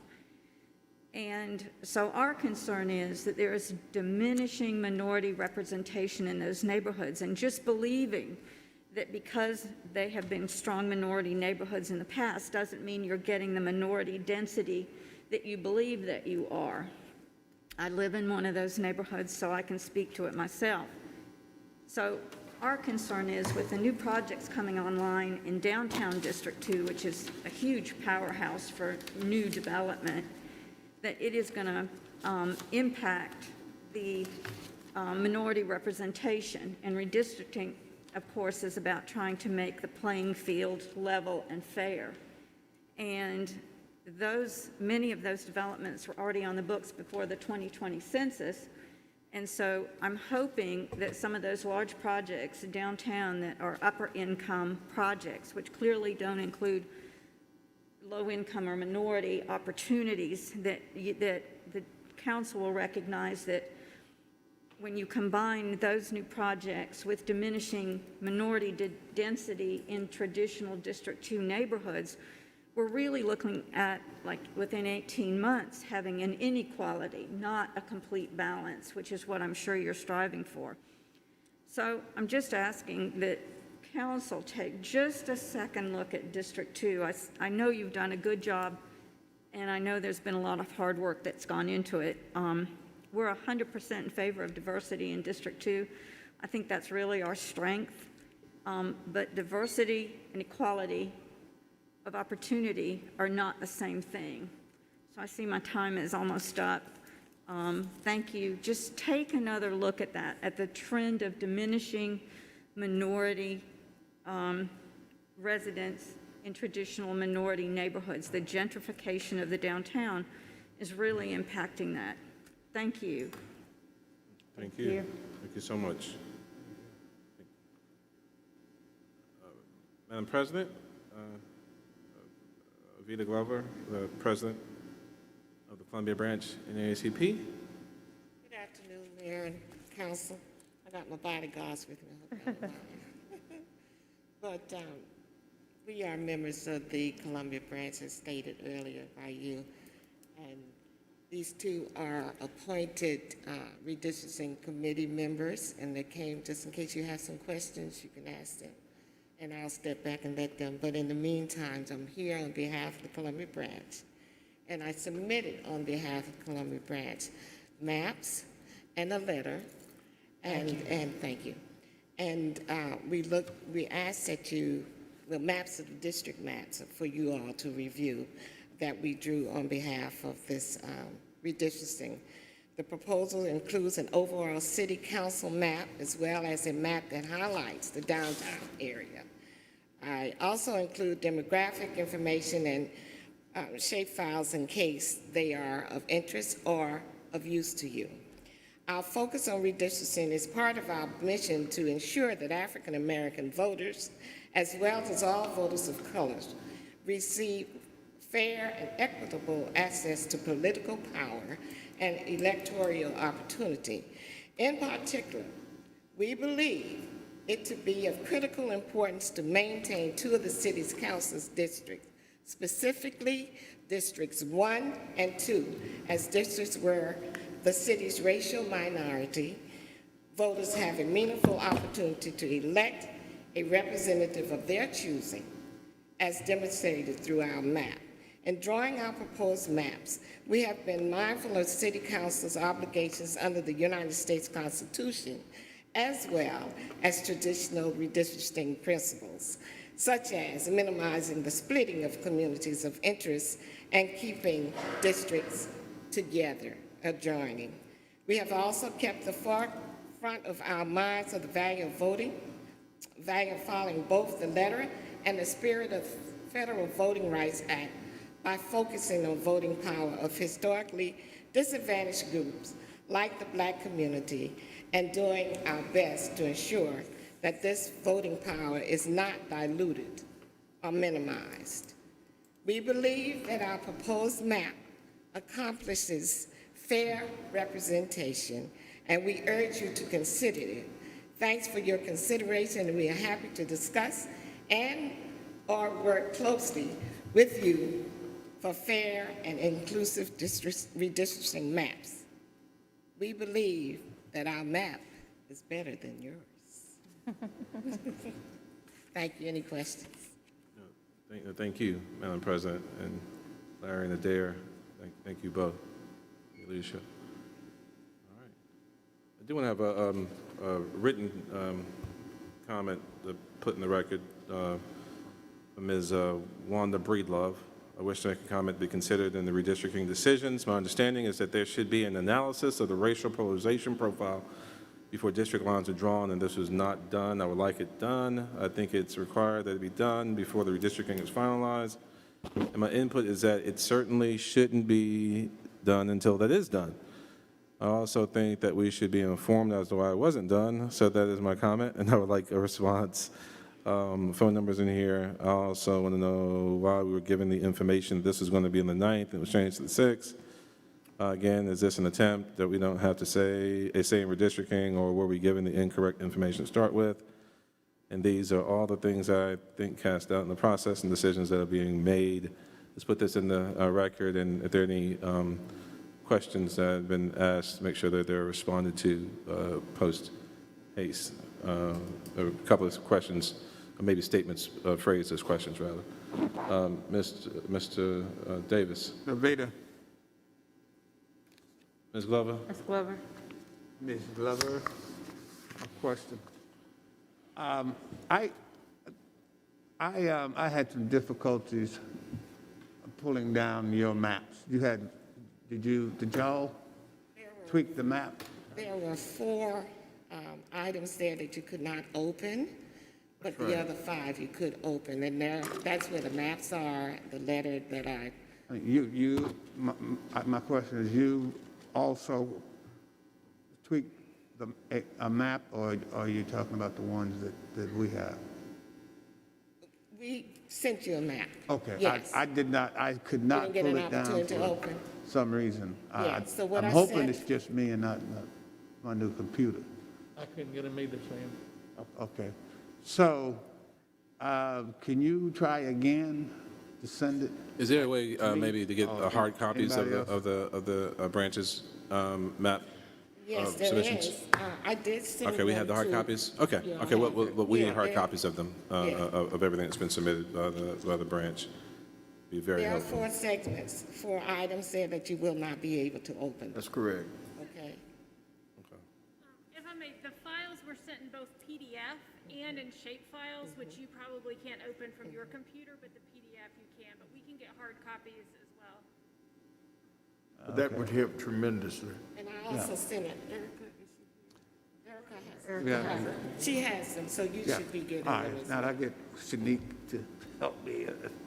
I think I thought Erica it was did me. send them to you all, but she's working on something right now. We're going to verify how that was distributed, but she All right, did super. send them out. Okay, I'm good, thank you. That's- we'll- Sure, and I know we're going to have some opportunity to get the full presentation, because I know we're waiting to get our presentation for the technology to come back up.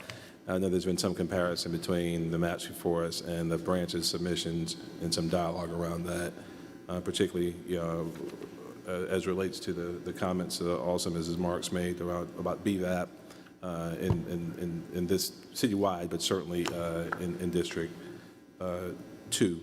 So certainly a significant concern to all of us. So, all right. And Mayor Benjamin, Lady verified Erica sent them via email, but she's wondering if maybe the file was so large, that might be why you all are having a hard time Okay. opening them. So she's going to resend in a different way. All right, sure. Okay, thank you. If the PDF, we can get it to transmit that way, that'd probably be, Okay. yeah. We So have, if we they're have, able to see it electronically, and we- that's what we'll do. Thank you. and we have opportunities, obviously, this meeting and Yeah. and also second reading to perfect whatever it is that we do. I will say that obviously in the spirit of 421, the role that the NACP helped play in establishing that, my personal roots as a prospective law student working for John Roy Harper in redistricting 30 years ago. I'm an old man. Lord, that the conversations that have happened in this chamber will be not only complicit with the rule of law, the spirit of the law, and certainly looking forward to full enfranchisement and representation in this council for the next 10 years. So we're going to make sure we have a continued dialogue to help us get, we're not going to let the perfect be the enemy of the good, but we're going to get something that will stand the test of time, pass muster, and be in the spirit of what we all want to see happen here in the city. So thank you all. I do have at least one more citizen, John Black, the president of the Council of Neighborhoods. I think it's not a redistricting comment, but we may recede until we get our technical issues resolved into executive session in the interest of time. So, John, if you want to get something on the record, it might be the time to do it right now. Thank you. So as you said, I'm John Black. I am the president of the Columbia Council of Neighborhoods. However, I'm not here in that capacity. I'm here as the capacity of the president of the 2000 Watermark Association, who on Thanksgiving Day, a couple of our condos suffered some fire destruction and displaced 2 families. And the reason I'm rising is because I want to publicly shout out Chief Jenkins and the Columbia Fire Department for a phenomenal job. We are kind of down by the Broad River, and we're kind of out of the way, but from the time that the call was made to the time they arrived on scene, it was like 9 minutes. And I believe there was 20-some emergency vehicles there. It was a layered, we're a small HOA, and it was just amazing, the tools that they had and what they did to save property. This also brings up another issue that we have been facing with the city for some time. Months ago, we had a water leak. We fought with the city for months, the water department and one of the assistant city managers. And there's this back and forth. It's not the city's fault, it's your fault. It's our fault, no, it's not, blah, blah. Long story short, after 8-9 months, the city finally admitted it was their problem. And they fixed the problem, finally. The problem was, in the meantime, there was probably about a 30 to 40 yard section of our road. Now, we are a small HOA. Our roads are private. We have to maintain our own roads. The damage caused by this leaking pipe, it was the main water line, I believe, under the road, damaged our road to where we have some serious potholes. I've been in communication. I believe I have emailed all of you, City Manager Wilson, Mr. Clint, and we were told it was going to get addressed. We were told our road would be repaired. This was the city's negligence for allowing this leak to go on as long as it did. And our fire that occurred on Thanksgiving Day, seeing these big ladder trucks come down, barreling down our road, they didn't care about those potholes. They were worried about the safety of our residents. And again, I applaud Chief Jenkins and the fire department for that. But it also brings to attention the potential damages to the vehicles because of these potholes, because of, again, the city's negligence in addressing this issue. We were told there's going to be an assessment done. I'll get a report. I'll get back to you. They got back to me all right, telling me another leak on the upper level of our condo units would be repaired because the city months ago removed a 3/4 section of the sidewalk, and it still has not been repaired. I implore you, I'm not going to beg because I'm not a beggar, but something needs to be done, and my time's up. Thank you. Thank you, John. Are there any other citizens who want to be heard prior to the full redistricting presentation as part of this public hearing right now? We're still going to have the presentation and full consideration by council, and hopefully by the time we come back out of executive session, we will I'll be back online full-fledged with the technology necessary to allow for full participation and viewing of the event. Until then, Mr. Duval, you have a motion for me? Mr. Mayor, I move we go into executive session for receipt of legal advice related to matters covered by attorney-client privilege pursuant to 30-4-78-2, COVID-19, redistricting, and PRISMA. Discussion of negotiations and instant proposed contractual arrangements pursuant to SC Code 30-4-78-2, 1042 Adeline Drive, 1701 Washington Street, Kangaroo River Remediation Project update, and executive session for discussion of employment of employee, evaluation of city manager and attorney under section 30-4-78-1. All right. Is there a second? You had it, President, right? I apologize. Second. You added Prisma. Yeah, I got Prisma. Okay, all right. Second, move the previous question, clerk call the roll. Yes. Mr. Rickman. Aye. Mr. McDowell. Yes. Mr. Duval. Aye. Ms. Devine. Aye. Mr. Davis. Aye. Mayor Benjamin. Aye. Thank you. So we're in executive session.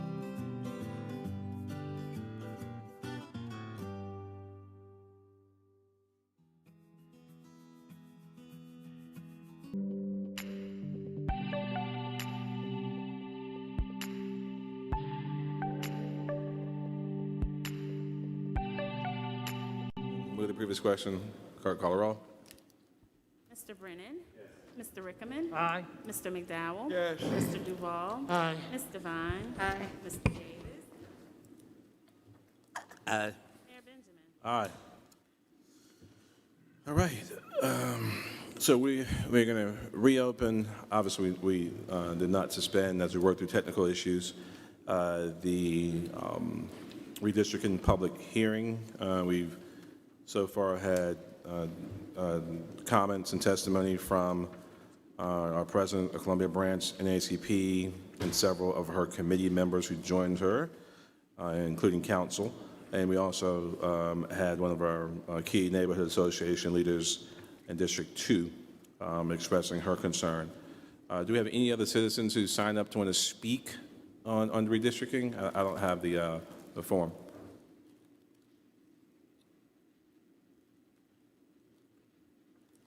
And then maybe after continue receiving the comment, I want to go ahead and ask Councilor Opperman to come up and share the city's plan for the edification of us, our citizens who are here, as well as those watching us online.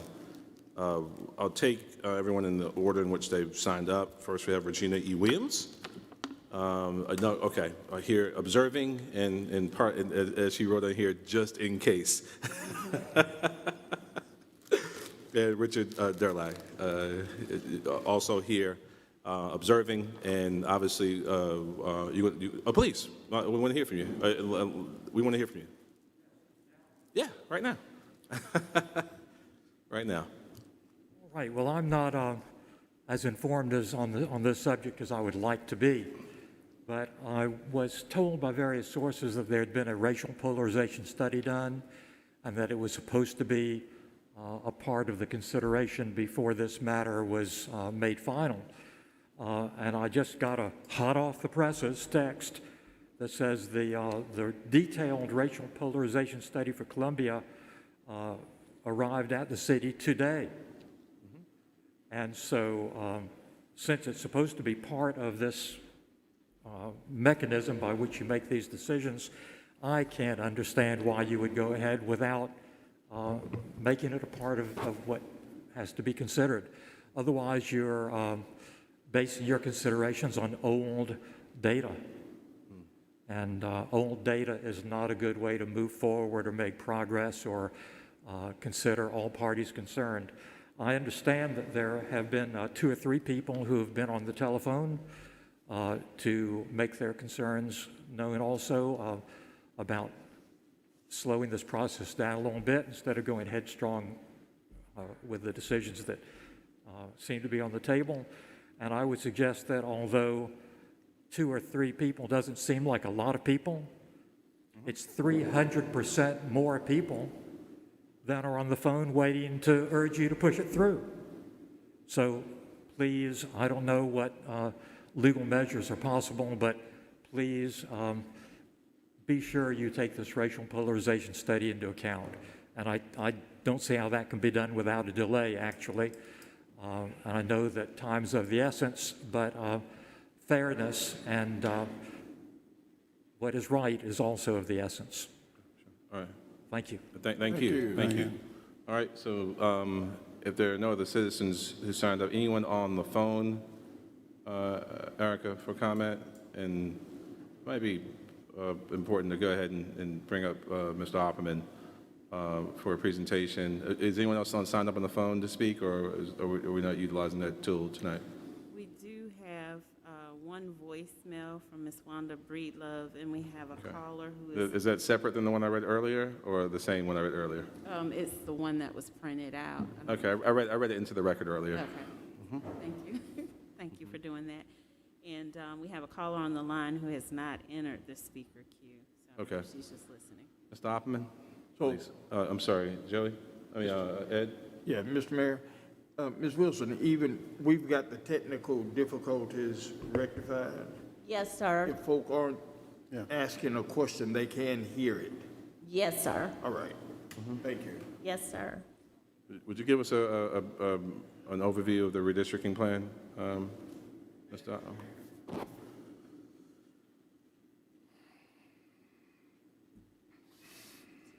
My name is Joseph Opperman. I am an attorney with Opperman Law Firm. Been retained by the city to advise as to the law and help develop the city's plan, which we'll be talking about a little bit today. An initial question is, why do we redistrict? And many of the folks who are here today thank you. Many of the folks who are here today take a keen interest in the subject, but many people watching may not know. The reason we redistrict is because City of Columbia has single-member districts. The Supreme Court has interpreted the Constitution to require some parity if you have single-member districts. We have 4 single-member districts in the City of Columbia, and there's a legal principle called one person, one vote that the City of Columbia and all municipalities, all jurisdictions in the United States are required to follow if they have single-member districts.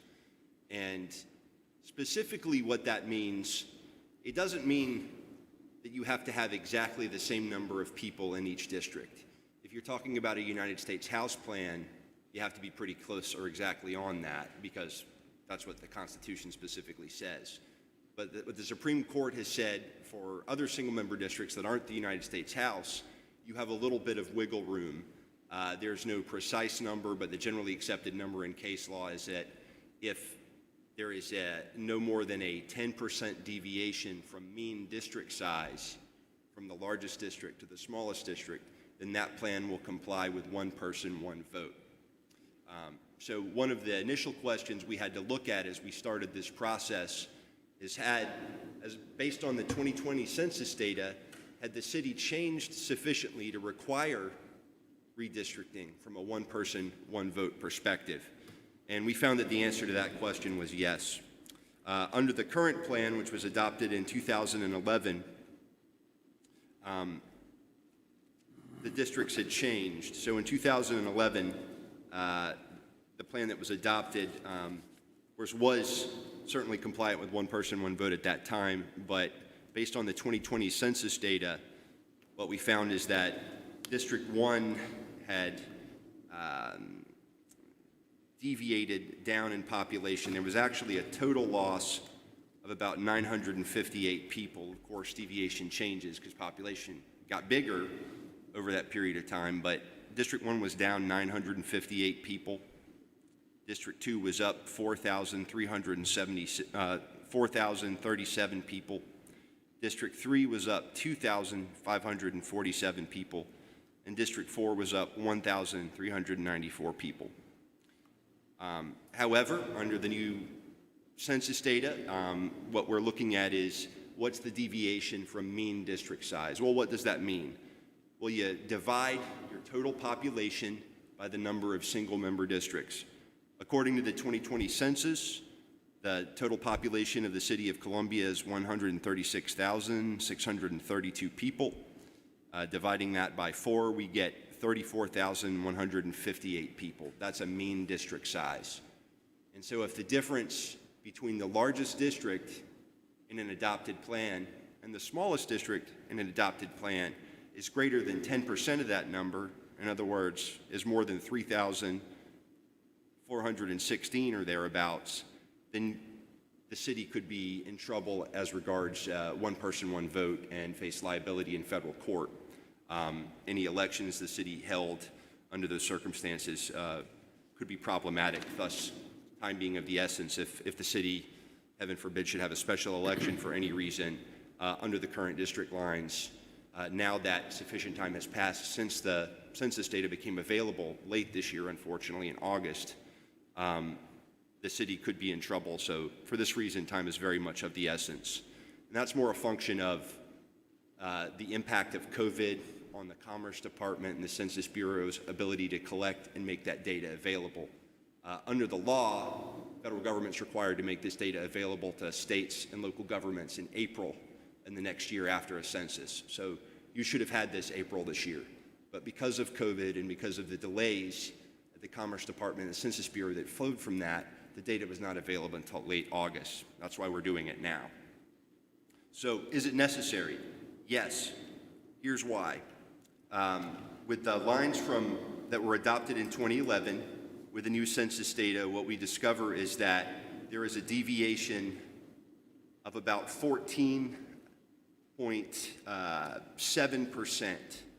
And that comes from District 1 being under mean population by 2,848 votes, and District 2 being over mean population by a significant number, so that total difference, 1 is minus 8.338, 2 is plus 6.365. So we got to do it. Otherwise, elections that the city holds in the future might not hold up in federal court, and the city could face federal liability, and equality of voting power and citizens in different districts in the city would be jeopardized. That is a primary consideration in redistricting. That's why we're doing it. That's why we're doing it now. The second major legal issue that we have to take into consideration in doing this is compliance with the Voting Rights Act, 1965, as amended. In the past, the Voting Rights Act required jurisdictions in South Carolina, because all of the state was what was called a Section 5 covered jurisdiction, to submit any election law change to either the Justice Department or the D.C. Circuit Court of Appeals for pre-clearance. In 2013, the Shelby versus Holder case struck down the portion of the Voting Rights Act that applied that to jurisdictions like South Carolina. So that is not a requirement in this cycle. It may be in the future if the Voting Rights Act is amended, but it's not in this cycle. However, Section 2 of the Voting Rights Act does apply, and it applies everywhere in the country, and that includes Columbia. The primary concern that we would look at for Voting Rights Act compliance is, shall we pass a plan that violates the Voting Rights Act, particularly the Voting Rights Act prohibition on vote dilution? We've been very careful about that, so that the two primary concerns animating council's process have been compliance with one person, one vote, and compliance with the Voting Rights Act. And I'll for folks who are following, I'll direct you to the fourth whereas clause in the ordinance under consideration. Whereas the redefining of the election district boundaries for redistricting purposes is based on the 2020 U.S. Census, in order that the population of such election districts shall comply with the constitutional requirement of one person, one vote, and the requirements set forth in the United States Voting Rights Act of 1965 as amended. And this is also relevant because it goes to the process of how council is deciding to guide this process, whereas the city, acting by and through its city council, will follow certain criteria in adopting new boundaries for its election districts. Specifically, election districts shall be contiguous. In other words, you can't have one piece over here and one piece over here that aren't connected. And the city shall endeavor to reduce the splitting of neighborhoods, primarily residential in character, and minimize the splitting of precincts, provided, and this is very important, provided that these criteria shall be subordinate to election district contiguity, which we got to do, and compliance with the law, one person, one vote, and the Voting Rights Act. It's pretty self-evident that District 1 would be a protected district under Section 2 of the Voting Rights Act. The question is, what are the implications for Section 2? That will guide council's decisions. Council has instructed me as to that, and any advice and guidance I give to council prior to adoption of plan at second reading will reflect that. So I would like to describe a little bit about what we've done with the plan that's proposed for first reading here. The plan moves Columbia into compliance with the one person, one vote principle, reduces the total deviation well below 10%. As to compliance with the Voting Rights Act, District 1 would remain a majority-minority district. District 2, one of the noticeable changes from 2011 to the 2020 census is that black voting age percentage in District 2 dramatically declined, apparently due to strong white population growth in District 2, appears to be primarily concentrated downtown. And it may be that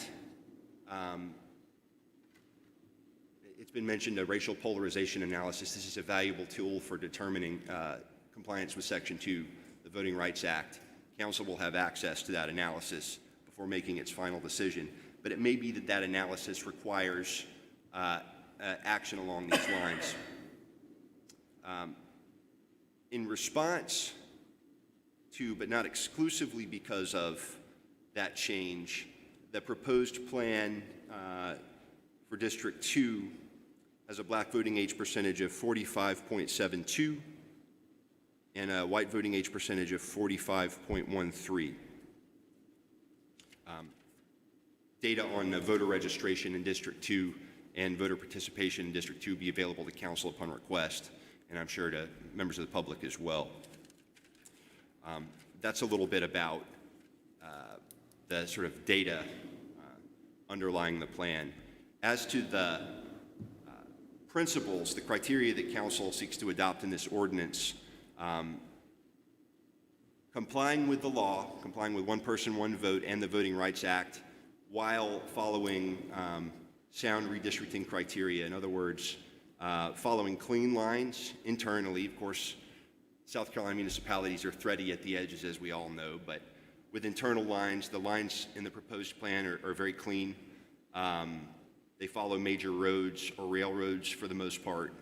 I would particularly draw attention to the boundary between 1 and 2 following the railroad tracks just east of North Main Street. It's a very predictable boundary that makes it easy for folks to know I live in this district versus that district. I would likewise draw the council and the public's attention to the boundary between Districts 3 and 4, which predominantly follows Devine Street on down to Garner's Ferry Road. Again, a clean line and a clean boundary has the public benefit of making it easy for people to understand I live in this district versus that district. I want to draw attention to a few other positive features of the plan. One of the things that we noticed as we began to review the plan is that there are a number of city neighborhoods that were split under the prior plan, and much of that has been ameliorated in this proposal. Neighborhoods that are no longer split in the proposed plan, and if you'll note the projection, you'll be able to see this. The Burton Heights Standish neighborhood would no longer be split between 2 districts. Currently, it's split between Districts 1 and 2. Burton Heights Standish would go entirely into District 2. Likewise, Lincoln Park, which is split between 2 districts, would go into 1 district. The Midland Terrace neighborhood, which is currently split, would go into 1 district. The Grove Park neighborhood, which is currently split, would go into 1 district. The Meadowfield neighborhood, which is currently split, would go into 1 district. The South Meadowfield neighborhood, which is currently split, would go into 1 district. The Hampton Ridge neighborhood, which is currently split, would go into 1 district. And the Heathwood West neighborhood, which is currently split, would go into 1 district. It's fair to point out that there are a few split neighborhoods under the proposed plan. 2 of them were split before. They remain split. No new splitting has occurred. One of those neighborhoods is Colonial Park. The boundary within Colonial Park between District 1 and District 2 stays the same under the proposed plan. USC, which is technically a neighborhood in the way the city categorizes it, remains split between Districts 2 and 3 in a slightly different configuration, but it remains split. The only 3 neighborhoods that are newly split in the proposed plan, one is the Vista, and that seemed necessary to meet other goals that were primary, specifically complying with the one person, one vote principle in the Voting Rights Act. The two residential neighborhoods that are newly split are minimally split, and I want to draw attention to that. The Melrose neighborhood is split only north of Trenholm, so that Core Melrose remains entirely in District 3. The Old Shandon neighborhood is almost entirely together. However, those blocks east of Maple Street remain in District 3. So that the overall impact of the proposed plan is to significantly reduce the splitting of neighborhoods within the city and minimize the splitting of precincts within the city. I realize this is very dry. I think I've covered the salient features of the plan. I'm happy to answer any questions members of council may have. Any questions? And Ms. Devine. Joey, if you could just kind of answer the question of the comment that was made before about the racial polarization study. I'm not sure that it actually was delivered today. Can you just give a time frame so that people understand that, and then how that input will impact, if it does at all, the final map? Thank you, Madam Councilwoman. Council has requested a racial polarization study. I have commissioned that study through my firm. The results of that study have not yet been available to me or to council. It's our expectation that by the end of the week, those will be available. The reason such a study is necessary is for determining compliance with Section 2 of the Voting Rights Act. There are factors that are considered under the case of Thornburg versus Gingles. One, can you draw a reasonably compact majority-minority district? If all these factors are present, then Section 2 requires action on the way a district is drawn. So the first factor is, can you draw a reasonably compact majority-minority district? Factor 2 is, does the minority community in said district tend to block vote? And the third question is, does the majority community in the affected area tend to vote in such a way to defeat the minority community's candidate of choice? And a racial polarization study is necessary to answer that question on the third factor, and is important and very relevant to the council's considerations in determining whether or not its proposed District 2 complies with Section 2 of the Voting Rights Act.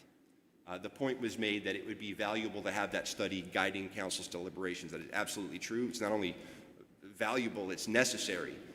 The reason we don't have that today is, in order to get a good study, you need to study the most recent relevant elections. And as it happens, Columbia had elections in November 2nd, November 16th. And the data from those elections was only at the end of last week available from the State Election Commission. So as soon as that data became available for study, and it was necessary, otherwise the study wouldn't have been any good, immediately went to our expert. Our expert is at work on that study as we speak.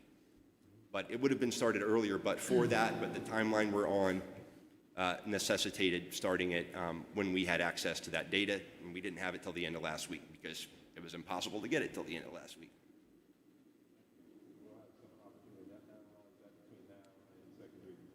Yes, absolutely. So, Mr. Mayor, just clear, so thought process is you give it first reading and then get the racial polarization study, match it up, and at that point, either move forward or delay it until we can get more input? Is that what council's will? Is how you want to move forward? Yes. Thank you. Actually, it makes it, I'm sorry, Mr. No, go ahead. You go first. Go ahead. I just had a comment. It wasn't a question, so you can go ahead. You can go ahead. I have a comment, not a question. So go ahead and ask it. Yeah. Yeah, and that's why I think it's very, very important that that data is looked at prior to the 21st of, and we will get that, Joey? Yes, sir. Yes, sir, you were correct. It must guide the council's decision, and council will have it. Sure. Thank you. Thank you. Ms. Devine, Final comment? Yeah, final comment. I know the hour is getting late. First of all, I want to thank Joey for his good work on this and certainly taking into account the concerns. I know we've heard from community leaders today. I've heard from several over the last week or so, and I'm definitely trying to communicate with as many as possible so that they understand that although there's a lot on the news about the state lines and the federal lines, that we are going through this as well. I just think it's important to just point out, because in conversations, you know, it's important that we know our history and where we came from and why we're here. And Joey did a real good job at giving the history and really the thought about where we are. But one thing I just wanted to add to his explanation is currently we have 4 single-member districts. We are under a plan that people routinely call 421. But honestly, a lot of people in our community don't understand how we got to 421. And I think it's important that we continue to know our history and why 421. And it's interesting that today, on the day that we honored Dr. Kempson was one of the people on the original city commission that came up with the plan for 421, because there were lots of iterations. I think there was a 621 and others. But the NAACP and Frank Washington, who we also honored earlier this year, brought lawsuit against the city of Columbia so that we would be able to have minority representation on this council. After the lawsuit, there was a settlement, and the settlement was 421, to have 4 districts, and out of those 4 single-member districts, 2 would be drawn such that would require or would allow for majority minority districts and for minority communities to have representation of their choosing. And so we got Luther Batiste and E.W. Cromartie. And I think it's very important that as we look, when I was elected, I became the first African-American elected at large. Then Mayor Benjamin came along and he was elected at large. Our city has continued to grow and be a very diverse city. But I think that there is a growing fear throughout this country, quite honestly, that minority voting rights are being taken away, and that minority representation is not always achievable like it was prior to 4 years ago. So to just be very frank and honest, I think we have to understand the concern of the community regarding the preservation of 421, and understanding that the representation for districts 1 and 2 need to be such doesn't mean that there will always be a minority elected, but that there is a reasonable opportunity for a minority to be elected. And so as we continue to look at these maps, and we look at the racial polarization, but also as we just look at communities of interest, we have to be mindful. And so I think that Joey has done a really good job at presenting to us based on where we are. But the other reality that we have to be very honest about is that our city is gentrifying, and that we have to be very intentional on how we move forward so that we can not only preserve 421, but also preserve the diversity of this city. So I just wanted to kind of add that context, because we have members that ran for office. Maybe some members up here don't quite understand what 421 is and the importance. And so I thought it was important to elevate that. But I also think for the community that we have to recognize that we're not going to solve every concern with the redistricting plan. We have to, and I say we, this council and councils prospectively, have to be intentional on making sure that the way this city grows is representative, and that we don't gentrify communities of color that have traditionally been in our city and had a voice, not just here at City Hall, but, you know, in our neighborhoods. Thank you so much, Ms. Devine, for every sentiment expressed there. Any other questions for Mr. Opperman? I move approval. First reading. Is there a second? Second. Any further discussion of the motion?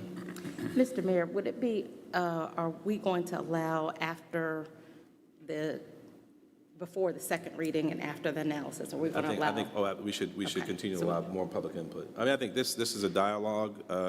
Your conversations with every other statistician and cartographer and attorney and others sharing their views. I want you to continue to feed those to us as you have. And let's keep, unless there's some legal prohibition, which I'm unaware of, I'd love to continue to receive any public comment at the next meeting as well. I think as much interaction and transparency and exposure and information we can see, we want to receive it. Mr. Mayor, members of council, I'd just like to say that I intend to be as available as I possibly can, both in person, via Zoom, over the phone, to each and every one of you between now and the completion of this process, because I know how important it is to all of you that we get this right. Sure, and just as questions have been asked by citizens here directly and shared electronically, we want to encourage those of us within the sound of my voice to continue to send those questions to us, either individually as council, to staff, and we'll make sure that they're addressed by us. Move the previous question. I'm sorry, Mr. Davis. I just want to ask that, in your discoveries and other areas where you're doing the studies, if you can come across anything from an educational standpoint in terms of other municipalities' histories and experience that we could take advantage of, you share that with us. And it has been said, a lot of folks don't know how we got here. I've always been proud that I was, part of that process, of that movement. Now we say back in the day, but it was totally necessary. And I don't know how some folks feel of not being able to run for public office because of intentions to keep you from doing that. And the city stepped up to the plate and made a decision that we're not going to have that. We've got to have a more logical approach to African American and other minorities representation on council. And that it was a battle, and it was a long process. And Luther Batiste and EW, as Mr. Devine has mentioned, but it wasn't easy. And I think for people who have gone through that, it's something special to them because they understand and they've been on both sides. Being able to vote and having a fairly good chance of being elected and not being having a chance to be elected. I think we all could say things are better. I know it is because I wouldn't have been here, but you have to figure out a way to maintain and always build an atmosphere and show activities of fairness as a city and as people who say they love the city and they're proud to be here. I think everybody's proud to be of something that's good and positive. So, but we're here. We've been here for a while, but there are some signals. Not only, well, I won't say in Columbia. I don't have proof of that, but around the country there are signals that no matter how precious the vote is to some people, there's energy being spent to either retard, minimize, or take that privilege away. Both plans sort of lends credence to that kind of empowerment, particularly in District 2. And I keep saying this, from 10 years before, we finally got back to a point where we're close to 50%. And that 50% is something that we ought to strive for. And if we can make that happen, I think that's a plus for District 2. but I keep harping on that same notion. 10 years ago, we had the, for lack of a better word, the manpower to do what we need to do in District 2. And of course, 10 years down the road, of course, it began to wane. Both plans, both the NAACP plan and the plan that is on the table with you, Joey, gives us a semblance that we're getting back to where, close to where we need to be in terms of that. Yes, sir. Does that? Yes, sir. That's right. In both Columbia's proposed plan and the plan shared by the NAACP today, black voting age percentage, and that's the relevant statistic for Voting Rights Act analysis, is plurality black voting age percentage. What that really means is those people counted by the census over the age of 18. And in the NAACP's proposed plan, the proposed black voting age percentage was 45.8%. And in the City of Columbia's proposed plan before the council in this ordinance, the proposed black voting age percentage is 45.72%. So the difference between those two plans as to that statistic is about 0.08 of a percentage point. Mr. Brennan. Mr. Mayor, thank you. Joey, thanks again for your interaction and educating us as we've been speaking over the past couple of weeks. Ms. Wilson, I would ask that could you please share this presentation with us so we can continue to engage our residents, our constituents, not only in the districts but citywide. I have found this is a topic that a lot of people are very interested in, and I think Joey does a wonderful job presenting it in a very easy to understand way. So if we can tighten up his presentation, not only through our city media outlets, but share with us so we can get into the neighborhood association email chains and really push engagement and education on this. Sure, yes, sir. Thank you. Thank you. Thank you. And we'll continue to receive feedback over the course of the next two meetings. We'll move the previous question. Clerk, call a roll. Mayor Benjamin, I'm sorry, there are 2 additional callers. I mean, you can take them after if they just went into the speaker queue, or I'm not sure how you want to handle that, sir. We'll hear them out as we should. Time limits, stand, make sure they're aware, and go ahead and let them be heard. I think one is in speaker queue and one is here. That's correct. Mr. Durlac had an additional statement that he wanted to make, Mayor. Okay. Who do we have in the queue? Mr. Durlac, please. Thank you. Well, I didn't know you could take your mask off to speak either, and I didn't introduce myself before. My name is Richard Durlac. I live in the city at 1401 Laurel Street, and we also own and manage the Big Apple, which is a historic landmark. So we have an interest not only as people who live here, but as people who do business here. But I will say I'm heartened by the discussion I hear, Councilman Isaac, Councilman Devine's comments about how we got where we are, and where we are is a city where a lot of people have a voice, different voices are heard, no one seems to be excluded. We often say to our friends that in Columbia we don't do things the way they do in a lot of other places, and we're grateful for the way we do things in Columbia. So I'm heartened by your words indicating there's going to be a lot of fairness here. The previous speaker, our colleague, even he said he'd made somewhat of a dry presentation.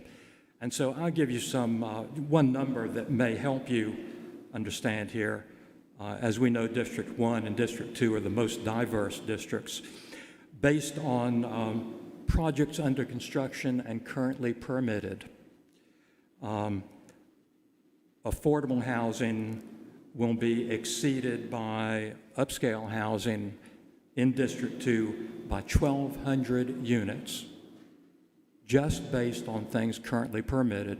And so unless you know something about permitting for affordable housing that I don't know, these are matters that need to be taken into consideration for Columbia to be known as a place where we do things differently. Sure. Thank you very Mr. much. It may be worth looking at the agenda from earlier today, too, and the raft of new affordable housing projects that we worked to provide financing for today. Excellent. A significant number of them. Excellent. But thank you for your sentiment, and Yes. I know where it comes from, so thank you. Thank you very much. And thank you for the Big Apple. Again, as we talk about history, Big Apple is a huge part of this city's He history. also has the coolest were house, so the honored coolest to house be- on Laurel Street, I might add, too. So honored to be chosen as the subject for the official Christmas ornament. Buy as many as you can. I'll Buy be buying, 20 of those myself to give to my friends. Thank you. Thank you. Move to And previous question. I think, is Brilla back on the phone? She is, sir. Okay, all right. We'll It's, add her this, in. it's a tag team tonight. All right, let's do it. All right, Ms. Breedlove, we're adding you to the speaker queue. You have 3 minutes.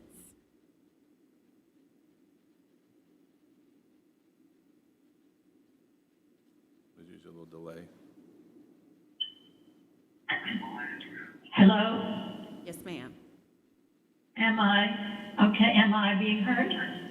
Yes, ma'am. Hello? Okay. First question is, if you can make it clear how the public can access the NAACP maps so that we have a chance to review and study those. Secondly, am I correct that the current analysis polarization study was on September 29th data? Is that the election that was for the school board? Is that the one that's being analyzed? I couldn't really hear that question. Did you? I'm wondering why. I'm wondering why the general election, which I would have thought would have brought out a better representation of the city, was not used instead of a school board election. Or should both be used and the differences between those and even the runoff be addressed? Joe, answer both of those. First of all, I'm not sure how you access NACP information, if it's available on the website or where it might be made available. I think we ought to help people access that. The second question, I believe the city's election actually was the data being used, right? Right into the microphone, Joey. So.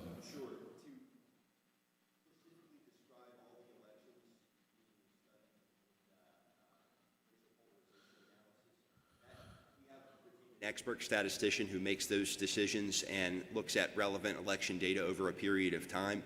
So I'm not at this time able to speak to that. It might be an issue of work product to even answer the question, but what I can certainly verify is that, one,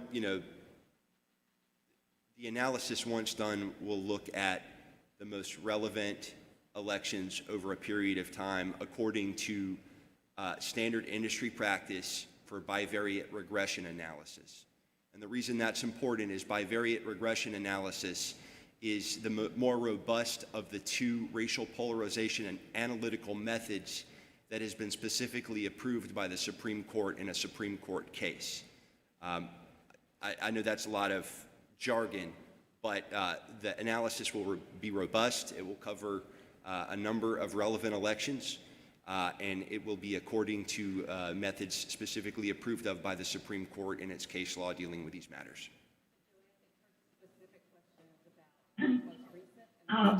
That was.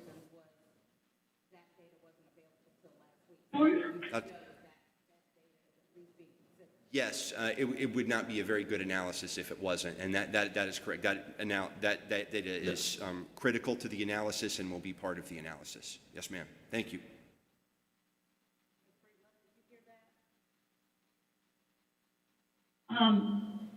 There was some interference between two voices, so I did not. I mean, I heard two people speaking, but I couldn't tell what I was hearing.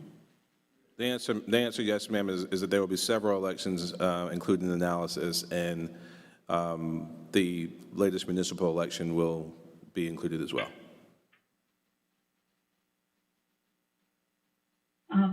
Thank you.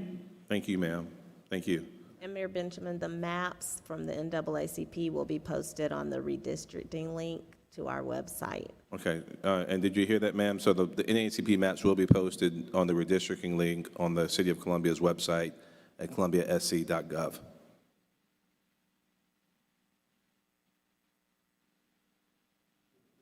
Hear that, but her session has ended. She heard me? Okay, all right, good deal. Mr. McDowell has moved the previous question. Clerk, please call the roll. Mr. Brennan, Mr. Rickman, Mr. McDowell, Mr. Duval, Ms. Devine, Mr. Davis, Mayor Benjamin. I want to encourage citizens, continue to look at the city plan, continue to look at the NAACP plan and any other plans worth considering, continue giving us feedback. We want to make the very best decision in a reasonable legal amount of time. So let's keep it going. Thank you all so very much. Is there a non-debatable motion to adjourn? So moved. Is there a second? Any discussion? With the previous question, clerk, call the roll. Mr. Brennan. Yes. Mr. Rickman. Aye. Mr. McDowell. Yes. Mr. Duval. Aye. Ms. Devine. Aye. Mr. Davis. Aye. Mayor Benjamin. Aye. Thank you.